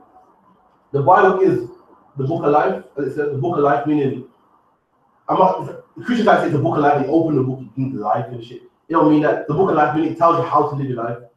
The book tells you what to eat, what not to eat, how to dress, how not to dress, how to treat your brother, how not to treat your brother. If all black people live according to the Bible, you wouldn't be drugs in our communities, Bloods and Crips. The Bible says, love your brother as you love yourself. Therefore, we wouldn't sell drugs. We wouldn't be high blood pressure, wouldn't be no drugs. Honor your mother and your father. We wouldn't have black women in care homes. Our kids wouldn't be running out of the house. This is the key to all our problems. It is the book of life. And these, I've read these books before. These books got nothing to do with our salvation, man. Talk about people with horse legs and angels having sex with women. That's against the Bible. The Bible says there's two types of flesh, one terrestrial, one celestial, and they can't mix. So how is that possible? These things are hostile with people make, man. Give me that. You got Isaiah 34:16, yeah? Yeah. Read that for me. Seek ye of the book of the Lord. Nice. Give me that again, but nice. Take time. And Seek ye of the book of the Lord. I'm gonna read it in all right, James. One more time. Listen, I'm gonna tell you again. Nice and slow. Seek ye. Just boom. Don't rush it. Take your time, yeah? Seek ye. Yeah, you go. That's the place I like. All right, one more time. Go ahead. Seek ye out of the book of the Lord. And the Bible says, seek ye out of the book of the Lord. And this Bible is the book of the Lord, man. It says, seek yourself in the book of the Lord. In this book is where you find yourself. Black people are in this book, man. This is how we found that the Jews are black. Moses, the black man, he said Moses put his hand in his bosom, took it out, took it out, and his hand became white. And Moses had to be a black man for that miracle to happen. Miriam to the leprous in snow. She was a black woman, so that the Jews were going to slavery on ships, saying, seek ye out the book of the Lord. This is the book of the Lord. Not the Kebra and the Gath, not the Quran, not the book of the dead. This is what you got to do. Seek in the book of the Lord, man. You know what I mean? Me and his brother seeked in the book of the Lord and found out that it's not okay to eat pork and that Christians have misused the scriptures. This is what you got to do. Seek in the book of the Lord. In this book, it tells you what's going to happen to black people, where we began, how the earth began, and where we're going to finish, and what we got to do to get out of drugs, what we got to do to get out of poverty. This is the book of the Lord that black man got saved, man. You look in the Quran, there's no solution for black people. Look in the Kevin and Gas, no solution for black people. There's all those religions about, you see black people talk about Egypt and the pyramids and the walls and the hieroglyphs and we were the first man and the stars line, all that great stuff, yeah. But how do we come out slavery? Them same people got because the black man was the first man and the distant stars and the moon and the Horus. And you go, that's nice, but that's Chris, man. That's so interesting, the stars and the, ooh. Yeah, so how do we get drugs? So they got solution for black people, the Bible got solution for black people. That's right. The Bible said thou shalt not suffer and wish to live. Imagine if everyone enforced that. Drug dealers wouldn't exist in our streets, man. The Bible said it's wrong to be a drunkard. If we followed that, you see them bookies. We would have been a black man outside them bookies on the park bench with the lamp in his hand. Now if I'm drinking, but this solves all our problems. And the Bible says seek even the book of the Lord, and this is the book of the Lord. We don't. Seek ye out of the book of the Lord and read. And read it, man. Get into it. Christians have it under their arms. These are Christians right by the Bible. Under their arm. Read it, man. Open it, read it, man.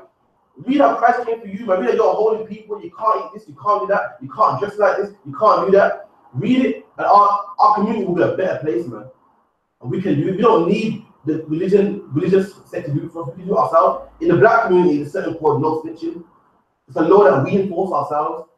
Criminals say, listen, you don't snitch around here. If you snitch, there's gonna be a problem. And that law is like a real law in the community. People do not snitch because we have an unwritten law in our community. Now imagine if no snitching became thou shalt not kill.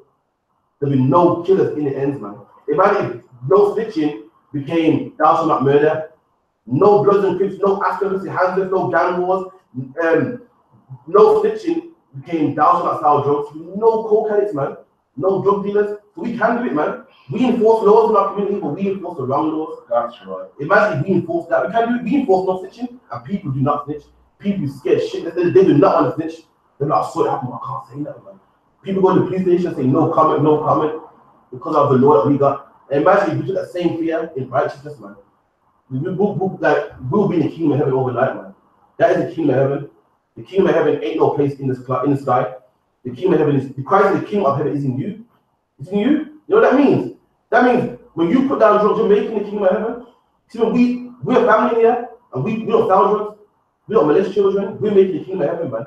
It's a place where we can jam and all be nice and no one robbing nobody, no one killing nobody. That's the kingdom of heaven. The kingdom of heaven is when you put down drugs, when you put down weed, when you start murdering your brothers, man. And this brother is the same thing and that brother is the same thing. When we're the kingdom of heaven, you know, that's like the kingdom of heaven is in you. So don't say lower, don't say look here, don't say look there, but it's in you, man. We're making that kingdom of heaven when we put down drugs. We're making that kingdom of heaven when we put down the weed. Well, I kind of want to rant, you know. Give up the scripture, Isaiah 34:16. Seek ye out of the book of the Lord and read. No one of these shall fail. And that's how we know this is the book of the Lord. So not one of these shall fail, man. He's talking about the prophecies. The Bible said the Jews will go into slavery by cargo slave ships. It happened, man. The Bible said the black man shall jump at the head of the street, which is the corner. We do it today. The Bible said the black woman bought a baby. In America, what's the percentage? 90%. 90%. Oh, what's the percentage in America about black abortions? 300,000 a year. 300,000 a year. That's in the Bible. The Bible says the black woman look after his children. In the Bible, it's about the Bible says when Christ come back again and kill people that's not following his laws, man. It will happen. The laws ain't failed us yet. The prophecies ain't failed us yet, man. So none of these prophecies shall fail. We done? Seek ye out the book of the Lord and read. No one of these shall fail. And none of these shall fail. None of these prophecies shall fail. We done? None shall want her mate. And none shall want her mate. A mate is like a partner. You see how far got the Bible here and the Quran here. It's in the Bible stands alone. You don't have no mates. You know what I mean? The Apocrypha is the Bible. You know what I mean? The Apocrypha is the Bible. You get a 1611 Bible, it comes with the Apocrypha in it. So the Apocrypha is not that we make in the Bible. It comes with the Bible. Yeah. For my mouth it hath commanded, and his spirit it hath gathered them. And the Spirit of the Lord gathered these books. That's what we have in the Bible today. The Lord gathered these books together, man. We don't, if Joshua ain't in here, then we don't need it. If Enoch ain't in this book, then we don't need it, man. That's right. This is enough. Tells you what to eat, what not to eat. You open the book of Joshua and try and find a dietary law, you won't find it, man. So you don't know how to please God in the book of Joshua. You don't know what God requires from you. You don't know what's going to happen in the future. The book of Joshua is not inspired by the Most High. And if you read the back of the book, it says it. Give me Wikipedia, book of Joshua. I swear, not Enoch. Was it Enoch Joshua? No, Joshua clearly says it was a fake. Let me see. Wikipedia, yeah, it's probably the book of Joshua. So. Any questions? You can shoot them out, right? We're back in half an hour. Pseudo Joshua. Try that one.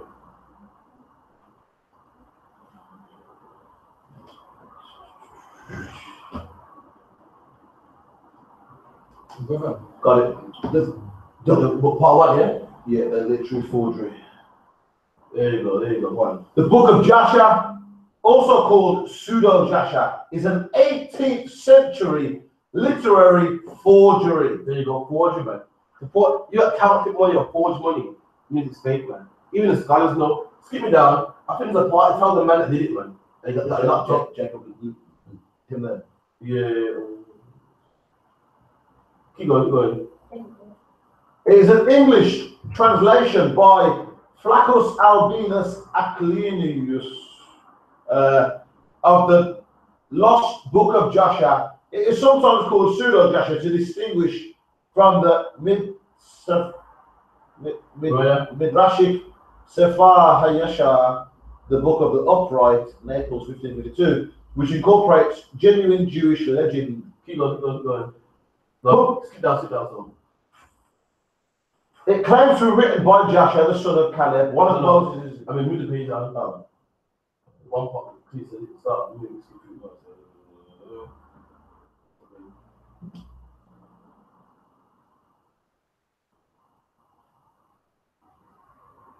Keep going. Go some more. Yeah, it says here it contradicts Genesis. One. Yeah. In Alclinius' supposed translation, the law is not given to Moses on Mount Sinai by God, but near to the mountain by Moses' father-in-law Jethro. There you go. So Moses, the father-in-law of Jethro, which is the woman's dad, and this is the contradiction from Joshua to the Bible. Skip it down. I think the song. I remember I read one man. It clearly said that the guy that made it was locked up in England. Up a little bit. So, Reputation. Coach of the year, sentenced to 3 years in jail. There you go, hit me. That's the one. That's the one. Reception. The supposed lost book was declared an obvious hoax. Oh god, obvious hoax. It wasn't a good hoax. The people in the church back then read it. It was like, this don't match up, man. This is an obvious hoax. Obvious meaning tyrannizing, match up, contradictions everywhere. It's like Yeah, why is it? I mean, I missed the point. So, if it's a forgery, why is it mentioned in the Bible? Okay, because in the Bible there's a book of Joshua, a real one. This ain't the one. We can't find this is a forgery of that. Why you getting in W.H. Smith is the Bible says, isn't this written in the book of Joshua? And what you got in W.H. Smith, a man said, I got that book, this is it here, now pay me. And the people are reading it. Have you ever read it before? It's a war, isn't it? I would have some time. But anyway, if you haven't read it before, it tries to fill in the gaps. Like you read in the Bible where Christ is a child at one point, then Christ is at 40. And the book of Joshua fills in the gaps like, oh, okay, so Christ is this when he was 25. Oh, okay. Things like that's irrelevant. So people think they got knowledge of, wow, see, I know this, that. Meanwhile, I don't understand the Bible. Meanwhile, still eating pork, still homosexual, right. Still have, you know what I mean, still sexual wars. That's the blindfold of it. People think they got knowledge of, wow, I got this knowledge and it's a waste of time. You read about Moses and, you know, Moses was a baby, then he grew up in Pharaoh's house. These books were filling that gap saying what Moses was doing in Pharaoh's house. Moses joined the football club. Moses, it's like filling the gaps. You read about it, you'll see it there. And saying this is an obvious hoax. There's people looking for knowledge when this knowledge is in the Bible. That's what people need to know. You know, forget about what football club Moses joined. Just put the secrets down. That's right. Forget about what Christ did when he was 25. Put the drugs down, man. Become a better person. We don't know. The supposed lost book was declared an obvious hoax by the Monthly Review in the December of the year of publication, and the printer Jacob Livy, Jacob Livy, or Lie, what how's that name? was sentenced in 1756 to 3 years in jail for his fraud and his radical anti-religious pamphlets. There you go. This man was that tough. That's how serious. Once upon a time, England was a Christian country. It's supposed to be one now. You would never know with the gay parade. You would never know with all the Muslim mosques in the sky. You would never know. Once upon a time, England was a Christian country, and lots of that's how serious took it. All right, man, drop it back.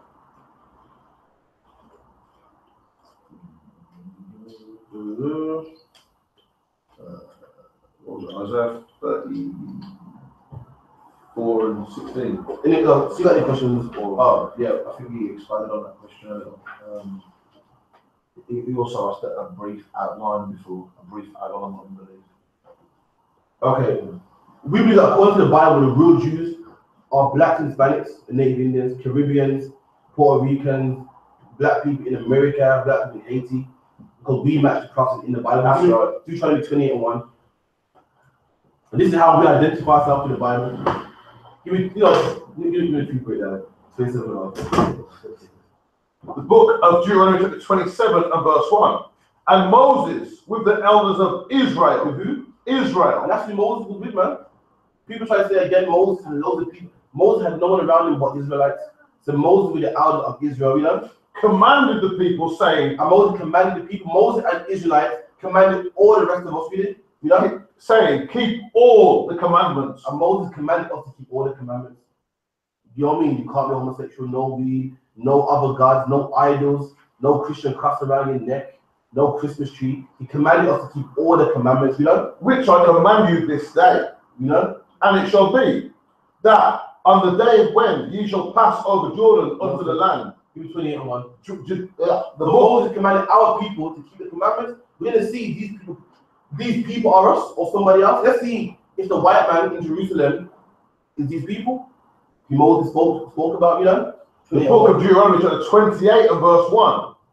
And it shall come to pass, if thou shalt hearken diligently unto the voice of the Lord thy God, to observe and to do all his commandments, which I command thee this day. So the Lord said, Moses said, it shall come to pass, if you hearken unto me, if you listen unto me, and do all his commandments, as I just named before, man. Listen unto the Lord and do all his commandments. You know? That the Lord thy God will set thee on high above all nations. And the Lord said, if you listen to him, he will set us above all nations. Now, as you can see, we're not above all nations, we're below all nations. We're called nigger, wetback, monkey, cooing, say we're lazy, we're shiftless, women are whores and ratchet, the men are lazy, all the good for selling drugs, all the good for cutting cane, we're on the bottom. So what happened? The Lord said if we listen to his commandments, we'll be on high. We done? Above all nations of the earth. And we'll be above all nations, we'll be below all nations, man. The Indian man comes to England, don't speak English, but he owns that petrol station though. He's above us, we got a petrol station. He owns the off license though. He's above us, he makes a killing as well. And we speak English, we got the advantage, but he's above us. The Lord will be below all nations, man. China man don't speak no English at all. Yeah, he owns Chinatown. He hires his own people. His people get good jobs. You can't get a job, even though you can speak English. Even though you're born here, your CV is better than any Chinese man that come up about yesterday. But you can't get a job there though. You're below all people. You're the people with the police gun down the streets and nothing comes out of it. Mark Duggan was dead in his own community, man, and nothing came out of it. Not a suspended sentence, nothing. The policeman said, listen, I'll do it again. And it comes to, it was proven that Mark Duggan didn't have a gun in him, man. The gun was found way over there. And they said, the way how we pulled it out wasn't to shoot a policeman. Still, because we're on the bottom. So what happened there? The Lord said we're supposed to be above all people. I'm going to show you what happened. Give me verse 14.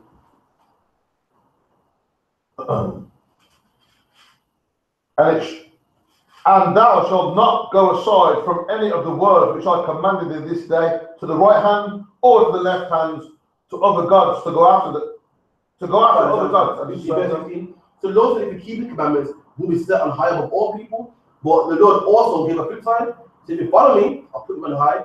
We done? But it shall come to pass if that will not hearken. The Lord said it's going to come to pass if you don't listen. The Lord said, if you listen to me, I'll put you on high. You'll be above the China man. Police won't come in your neighborhood and harass your kids. You don't have to beg the white man for a job. You don't have to hand out 10 CVs and not get one reply. You'll be above all nations. They'll come to you for a job, man. They'll come to your country for a better life. They'll be asking you. They'll look up to you like you're somebody. They'll come to you. I want to know about God. When we want to learn about God, we go to the white man. We knock at his church. Tell us about God. We go to the Arab man. Tell us about Allah. When we want to learn about God, we go to them. That the Lord said will come to pass. The flip side to it, man, if you listen to me, it'll be the opposite. They'll come to you, man. You know?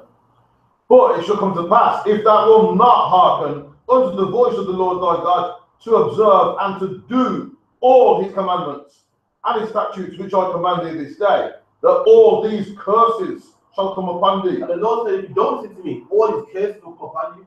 And a curse is a punishment from the Lord, man.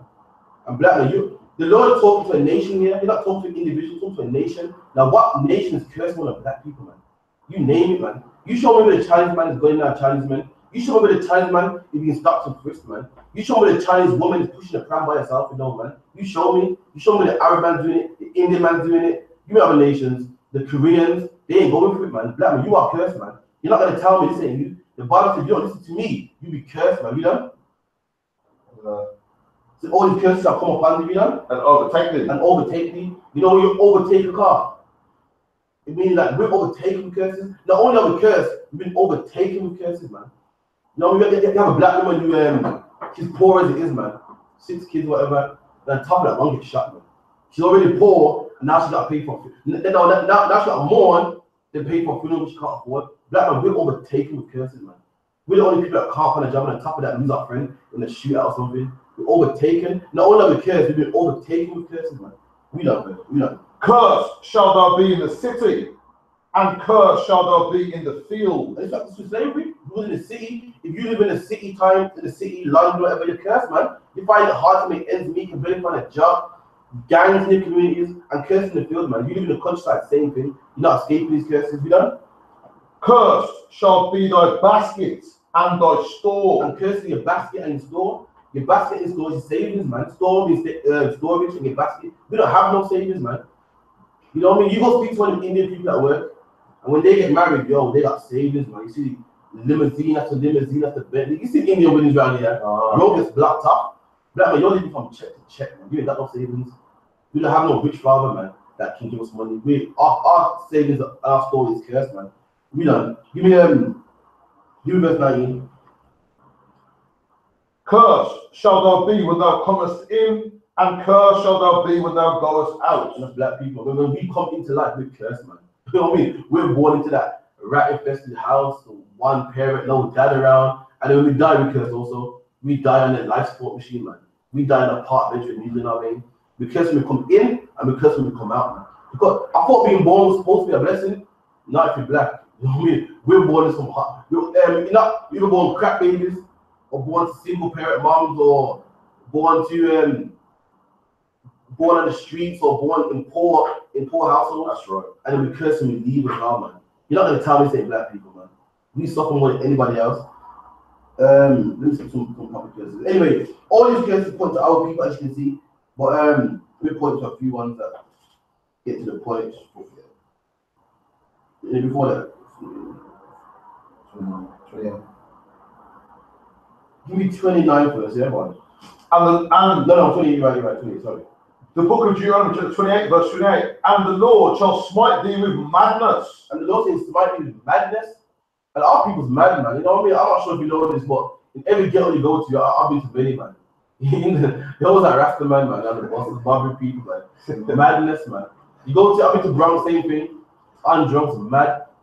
You know, untrained, harassing people. Lots of madness, you know? And blindness. And blind. Who's more blind than black people, man? Black, you're blind?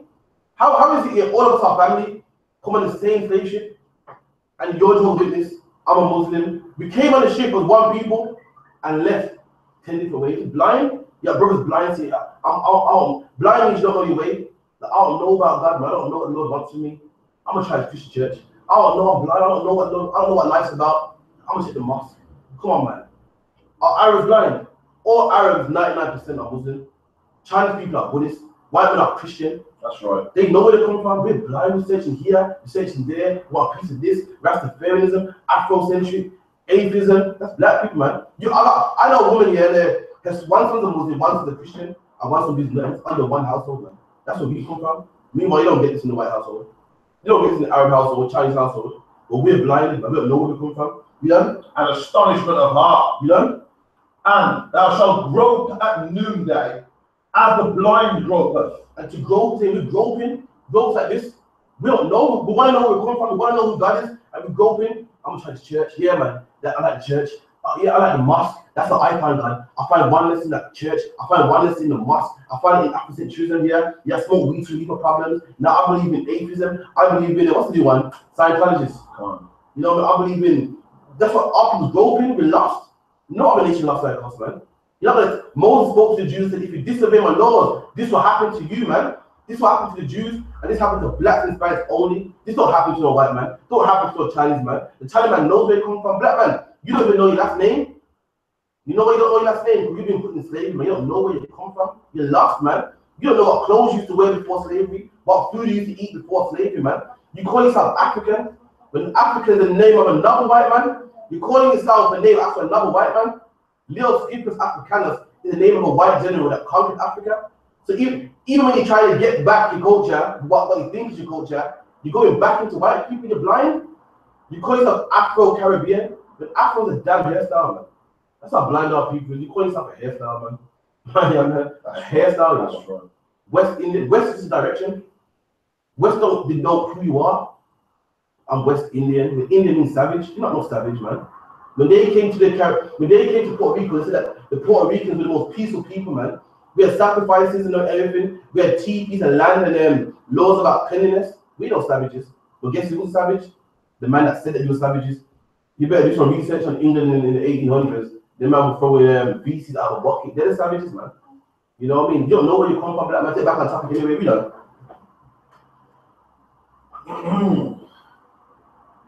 And thou shalt grope at noonday, as the blind gropeth, in darkness, and thou shalt not prosper in thy ways, and thou shalt be only oppressed. And come on, man. Oppression. Who's oppressed more than black people? Just say it anymore. The white man in the land of Israel now, is he oppressed? He has his own army, man. In fact, he's like the best army in the face of the earth. The best army, man. He won that 7-day war with the Palestinians, man. But black man, you ain't got no army. Please kill you. Who do you run to? He got his own army, his own land. A Jewish man will be in England. So you know what? I want to go home. He can go home. Like, where do you go to? Which home? Even if you think we're African, yeah, which we're not, but if you think we're African, I think passionate. Yeah. Even if you are African, what country in Africa is yours? Africa is a continent. Africa is a country. So you say I'm African, you go, what country in Africa are you in? There's many countries in Africa, different languages, different customs, different religions. There's Ghana, there's Chad, Nairobi, Egypt, Morocco. That, you know how big Africa is? Which country do you come from? Exactly. You've been taught lies, man. You don't know where you come from. And you've been oppressed black man. You don't? What's it? I got after the oppressors, you know, the possessive slavery. Hold that. We get back to the yes. Hold on. Anything pop up after that? Quite a lot. Yes. Read that. No, keep reading. I'll get him in. Give me verse 30. Deuteronomy 28:30, thou shalt betroth a wife, and another man shall lie with her. Now, brother, the Bible says we shall betroth a wife, and the next man shall lie with her. When did that happen to our people, man? Does anyone know? Anyone seen the movie The Butler? Is this what's that movie? What's I can see? Right, came in the beginning. Oh, no. When the man got a wife and the slave master goes, yo, come, took his wife with. That's what it's talking about, man. Thou shalt have a wife and another man shall lie with her. That happened to us in slavery, man. When did that happen to the so-called Jewish man? Alright, cool, the so-called Jewish man did. He went in gas chains and so forth, fair enough. But this is a proxy of what happened to the Jews. When did the so-called white man go? When did the so-called white man get oppressed? When was he in slavery and another man lied with his woman? What happened to our people, man? We don't have verse 30 again. Thou shalt betroth a wife, and another man shall lie with her. Yeah. Thou shalt build a house, and thou shalt not dwell therein. And we built houses and we didn't go there. We slept in the barn. Apparently, the black man built the White House in it. But ain't no black man in the White House. You ain't see with comfy sheets and setting that city. We built houses for the slave master, but we didn't go there. When did that happen to that so-called European man? Happened to us though. We got in the barn and the shed with the animals, but built him a house. Give me verse 32. Thy sons and thy daughters shall be given to another people. When did it happen, man? When did it happen to our people? When did our daughters get taken and given to another people? Anyone in the class will answer that for me. Slavery. Happened to our people. You can watch it, man. You can watch Goodbye Uncle Tom. There's Roots. There's Child Slaves. The Butler. There's loads of them. The black our kids taken from us and given to another people, man. That happened to us. The so-called Jewish man, his kids were taken from him. We didn't gas chambers, it went from things, but our kids were taken from us, and we could do nothing about it, man. Our kids were beside us in them cotton fields. No one had mercy on us. Our sisters had came with their machete. No one had mercy on us. That happened to our people, man. We don't know. And the Bible goes, the kids shall be given to another people. The so-called white man was oppressed by another white man. We'll give it to another people. We're one race, and our kids taken given to another race. But we don't know. Thy sons and thy daughters shall be given to another people, and thine eyes shall look and fail with longing for them all the day long, and there shall be no might in thine hand. You're going to see Roots. I've seen about this in Roots, man. Where they told me. Yeah. They take his daughter. You see, guys, you see it? They take his daughter from him, and the wife is begging and saying, "I said, please don't, man." She's like, "Look, man, the deal's already done." That happened to you, black man. You are the Jews, man. You watch the movies with Charlton Heston and think the Jews are white, but the black people, man. They are black people. They don't teach us this, man. They don't teach us this, and if we knew this, then maybe we wouldn't sell drugs to another black man, man. Maybe so you know what, he's special like me. Christ is a black man like me. I'm not gonna sell drugs to him, man. I'm not gonna have sex with him and throw away, man. I'm not gonna use it, I'm not gonna rob his brother, man. They're black, we're all holy people, but we think we're drug dealers. We think we're just crooks and goons, so why not respect? You know, she's just a rat shit, so why not accept him in that way? He's a goon, why not rob him? They don't teach us this, man. And you can find the Christian church for that. The Christian church is the destruction of black people, man. We were in the church for 400 years, and they ain't taught us who we were. They never taught us who we were, man. And that's why we're on the bottom. We don't know where we come from, man. This happened to our people. And no might in our hand. We're not trying to get out too much. I'll give me 37. Deuteronomy 28:37. And thou shalt become an astonishment, a proverb, and a byword among all nations. And the Bible said we're going to be a proverb and a byword. A proverb and a byword is a catchy saying. So you should be a catchy saying amongst all people, man. Listen, you go all over the globe. They got a term for black people, man. Trust me. That's you go right. Africa, That's that's called right. Kata. That's right. Cotton picker. In England, forget about it. Gully, what was it? The gullywog, monkey, coon. Come on, man. This goes on. Indians got words for us, so we are a proverb in the Bible. Every nation that catches got words for us, man. This don't point to the Chinese man, the Arab man, no one but black people. Anyway, give me skip to the point, man. Give me verse 43. The stranger that is within thee shall get up above thee very hard. Next up there. So it's saying the stranger among you shall get up very high. Anyone want to answer who the stranger is? Pardon? Other nations, exactly. So the stranger that is within thee shall get up very high. So Saki, brother, I didn't get your name, you know. What's your name? My baptism name is Gloria, my birth name is Jermaine, but I prefer Gloria. Oh, no problem, but what does that mean by the stranger among you shall get up very high? You just said the stranger are other people, so the other people within you shall get up very high. What does that mean? They shall rise above you and say, and they shall be CEOs and executives and things like that. Exactly. Yeah, you come around here, yeah? Give an example of the stranger within us, stranger in our community. Very high. Asian folk. Exactly. This is our community alive. Our community, the stranger in our community is higher than us. Your woman wants hair products. She wants hair products, you know. She got to go to a man that don't know nothing about hair products. The Asian man's like, well, I don't know what this is. I think it's call this bonding glue. I don't know what it is, but black people love it. I sell it. I make a killing of it. I don't know. Yam, what the hell is yam? I don't know what this is, but hey, niggas love it. I'm selling it. So like this is. And the funny thing is, they don't know anything about they Exactly. always see them arguing with us in the shop all the time because they don't know nothing about us or our culture or hair, anything. But they're the ones selling us the product. And make killing. They're rich because you take a big temple and sorrow. You know who finance that? You did, man. Our money in their chip shops, our money in their mosques, our money supporting their businesses. That's the reason why they like to make that. Really, reason why this whole earth stands. You see them beautiful motorways, you see when you drive in. We built that, man. We cocaine for 400 years, and that money is financed England, man. They brought that money back to England and financed it. Really, the reason why America's so great, and there's nice buildings. Our forefathers built that, man. This whole earth is built on the backs of black people. It's like that. The Lord says if we adhere to his commandments with all the curses, but if we adhere to them, then we will be within above other nations. Exactly, yeah. But we ain't keeping it. As a whole, not as individuals. We're a nation here, we're not individuals. You look on the news, our people want to smoke weed all day, man. Our people want to do this, want to do that. So listen to the Lord. Hold them, Isaiah 1 for me, right? But we done. Give me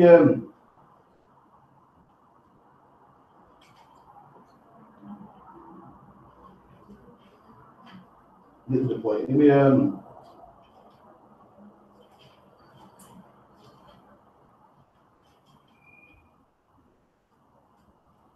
one moment. Yeah, give me that 64. You know, I'll put inside it. So that the man that is tender among you, it's another curse. The man that is tender amongst us, the man that would be kind to us, would be nice to us, to help us out. Say that same man we done. so that the man that is tender among you and very delicate, his eye shall be evil toward his brother.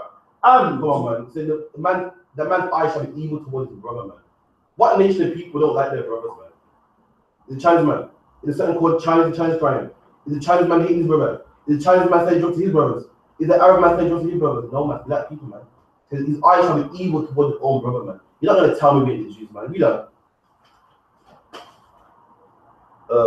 And so his eye shall be evil toward his brother, and toward the wife of his bosom, and toward the remnant of his children. With what? The remnant of his children, which he shall leave. There you go, right there. Black will say, oh, black man leaves the kids. That's the answer right there, man. That's what happens. Single parent homes, it's right there. You show me where anyone else leaving their children, man. It's right here. You know, our answer in the Bible. That's what the Bible said. Seek ye out the book of the Lord and read, man. You want to know why black men are on drugs. You want to know why I'm at the bottom. You want to know why the Asian man owns all the business in our community. It's right here in the Bible. Right, everything's in the Bible, man. Give me Deuteronomy 28. Book of Deuteronomy chapter 28, verse 68. And the Lord shall bring thee into Egypt again. And the word Egypt means bondage. The Greek word means bondage. The Lord said he'll bring our people into bondage, slavery again. We done? With ships. With ships, man. No nation went in slavery ships. None. You name it, you get the history books out. No other nation went in ships but black people, man. None. The Japanese, instead of the Chinese, they didn't go in slavery ships. Did it happen? You can walk from China to Japan, man. Did it happen? But we went in slavery ships. To the point that men drowned a woman's menstrual blood, man. Imagine in slave shipping, you're landing it back for 6 months and got hundreds and thousands of women there. on the monthly. Men drown on their back on miserable. People with men got sick on the ships because you had to defecate next to your brother. And when they got sick for the bugs and the germs, you think they tested your forehead and got a thermometer, gave you some pills, they threw you overboard, man. That's what they did to you. To the point that sharks followed the route to this day. Black people killed so much that we changed the course of nature. That's a fact. Sharks follow the slave route today. We killed so long that we've changed the course of nature, man. Sharks swim following the slave ships to get anybody falling off the ships. We don't know. By the way whereof I spake unto thee, thou shalt see it no more again. And there you shall be sold. And there, the Bible goes, you shall go into slavery with ships, and there, that same place, you shall be sold with ships. There, we done? You shall be sold. You shall be sold in that same place. You shall be sold, man. Get me a sale, man. We were sold. The Jewish man was never sold. The Jewish man was never on auction blocks, man. The Jewish man went in gas chambers. We were sold. We were sold to pick cotton. We were sold to cocaine. We were sold to go in the gold mines, man. We were sold. They call it Trinidad and Tobago. Tobago means tobacco, man. Why? Because black people were picking tobacco there, man. There you go. Slaves. This was you black man one time. Slaves at sale by Bill Cannon and Co. And that's the prices. Jordan, 23 age, a likely Negro. I can't read it, but they'll tell you. They'll say this brother here strong. He can pick up a lot of cotton and a lot of cane. This brother here not so strong, but he's smart though. He can do your finances for you. Who sold, man? You show me where anyone else was sold. Only we were sold. Get me the picture on the auction block.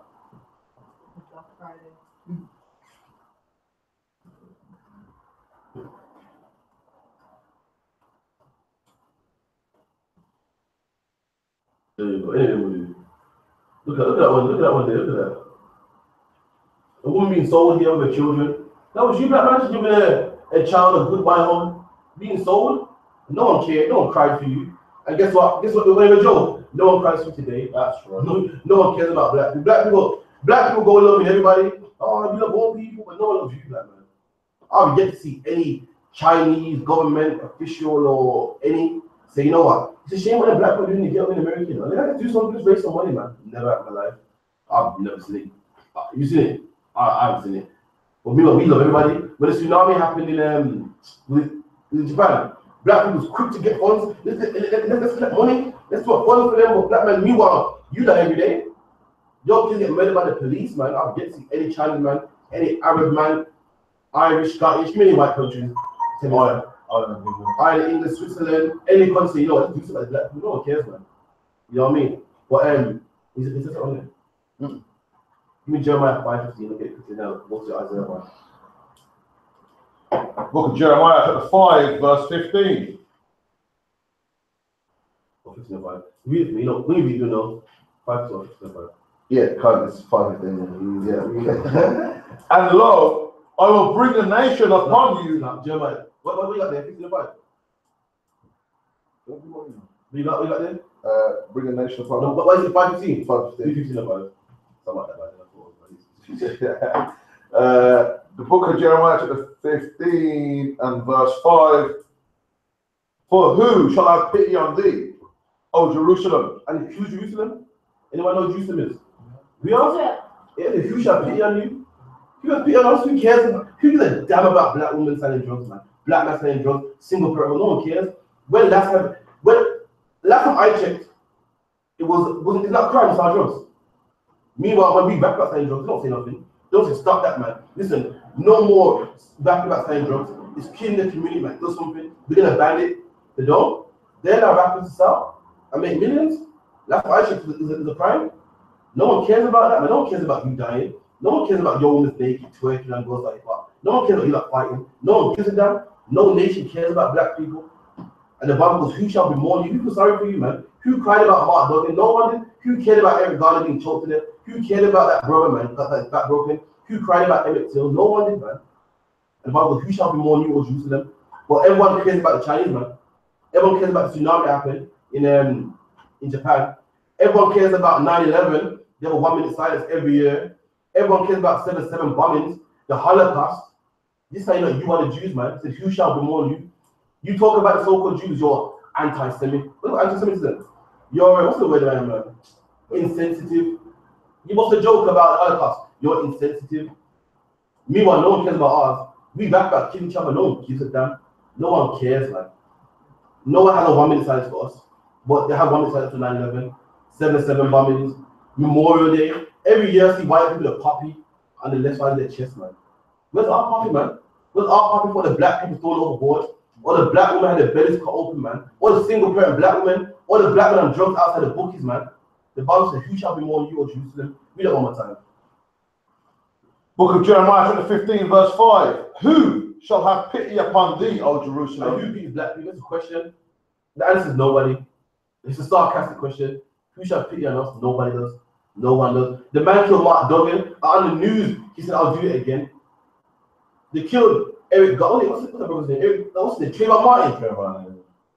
And my man boss case, nothing happened to him. Apparently, Trayvon Martin was, how old was he? At 12 years old. Apparently, he was threatening to the point that he'd shoot him then. Not wrestling him, not fighting him, shoot him. I don't know how it works. There's a black boy in America that was practicing. The key word, he was playing wrestling with his friend. He was playing that life in prison, break his neck. No one cares about our kids. They look on black people, see him as a big monster, and I know he needs to be in prison, man. If we let him grow up, he's gonna be a terrorist. No one cares about ours, man. Meanwhile, that white boy that shot up the church, though, they put him in a bulletproof vest because he might be harmed. You remember that man, man? They did Yeah, put a fucking bulletproof vest on him. Because he might be harmed. Took him to Burger King, you know, that's a fact, man. Yeah. Took him to Burger King. That dude got suspended for that or some shit. The cop took him to motherfucking Burger King. Oh no, he hasn't been reading it. But anyway, we done.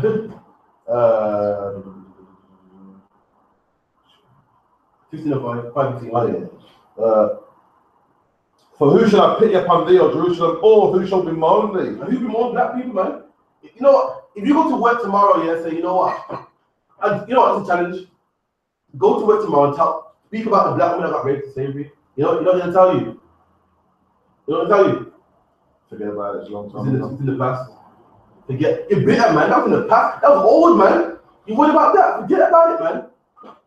But keep like, what? Remember 9/11? It's like, yeah. If that's the case, then that means that if that person's been ridiculed, then that means they're being disobedient, or not really. Because if that person, if us, Israel or Jerusalem or a black person or Native American is being ridiculed, that means because of being ridiculed, they're disobeying the law. That's right. If they were being obedient to the law, they would have been getting favored by men. There you go. But the thing is this, we're not individuals, we're a nation. We get punished as a nation. Too much of us disobey the law. What happened? We got punished as a nation. You read about the book of Daniel? Daniel was favored in the king's Okay, but where was Daniel? He was prime minister. Yeah, but where was he? What land was he in? Babylon. So Daniel is in slavery with the rest of us. He was there, but he's true. Exactly. Daniel is a slave with the rest of us in Babylon. Yes. But is Daniel a sinner? No. But he's punished with the rest of us. We today are in England, Jamaica, so forth. I don't eat pork. I don't molest children. So I don't get gout and cancer. I keep the laws on the most high. But I'm still in slavery with the rest of my people. It's a nation thing. This ain't no individual law, look at the nation. So is Daniel favored, but nonetheless is a slave. Daniel was free to it once. Daniel was high up there in slavery. Who is slavery today? You got black people that are governors, black people that mark the front doors. What are they both? Both slaves. You got dogs that guard the warehouse, then you got puppy dogs that sit in Paris Hilton's purse, nice and cozy. Nonetheless, they're both dogs. We were both slaves. One had a higher rank than a low one, but we were both slaves. I've been a nation that keep the laws. Talking about my last question for on that, what the Bible said, Proverbs 16:7, when a man's ways please the Lord, he maketh even his enemies to be at peace with him. There you go. You know what I mean? So we wait to the Lord. And so the Bible said, it didn't say the one makes friend, it still call me enemies. It said the most I make your enemies be at peace with you. Meaning we're used to the Lord, you don't have weed in your car. Therefore, please can't pull you over and do you out. The Lord will protect you. As a nation, the whole nation grew on the bottom, we were in slavery, we were oppressed. And with that, I'll pass it on to priests and officers by Yaman for the commandment, for the announcement. Before we read that, any that question, no? And for Israelite Hebrew, is it necessary for Israelite Hebrew to be born again? Christ says you must be born again. Yeah, that's true. Chapter 3, verse. But to be born again, I did class last week. You coming to class tomorrow? You can't get picked up. If you get to class tomorrow, The brother answered you what it means to be born again. We're taught to be born again in the water. To be born again don't mean that. If you come tomorrow, I'll be here myself, the brother here. Even if you don't come, it's still usually. Nah, you don't have to like that. But if you do come, or whenever you can ask a question, ask me more early to the class. Like I say, we'll put this chapter time. No problem. I.S.U.P.K security announcements. We at I.S.U.P.K started out of 1 West, 125th Street, Harlem, New York. Rule for new brother and sister. When a new brother or sister comes into the school, they are off limits for 6 months. They're here to be saluted only. It's like it. They're to be saluted only. They're here to show themselves to the world. If they need transportation, the teacher will arrange it. After 6 months, if a brother or sister has an interest in a particular person, he or she must get permission from the head to speak to a brother or sister. There is another 6 months in which the brother and sister will court each other. After this 6 month period, the brother and sister will get permission from the head to marry. Tithes, which is a commandment. The book of Numbers, chapter 18, verse 21. The book of Malachi, chapter 3, verses 8 through to 10. But I.S.U.P.K means the 10th in the Hebrew. 10% of every penny of any increase the Lord gives you. Gives to the treasury department or to the teacher.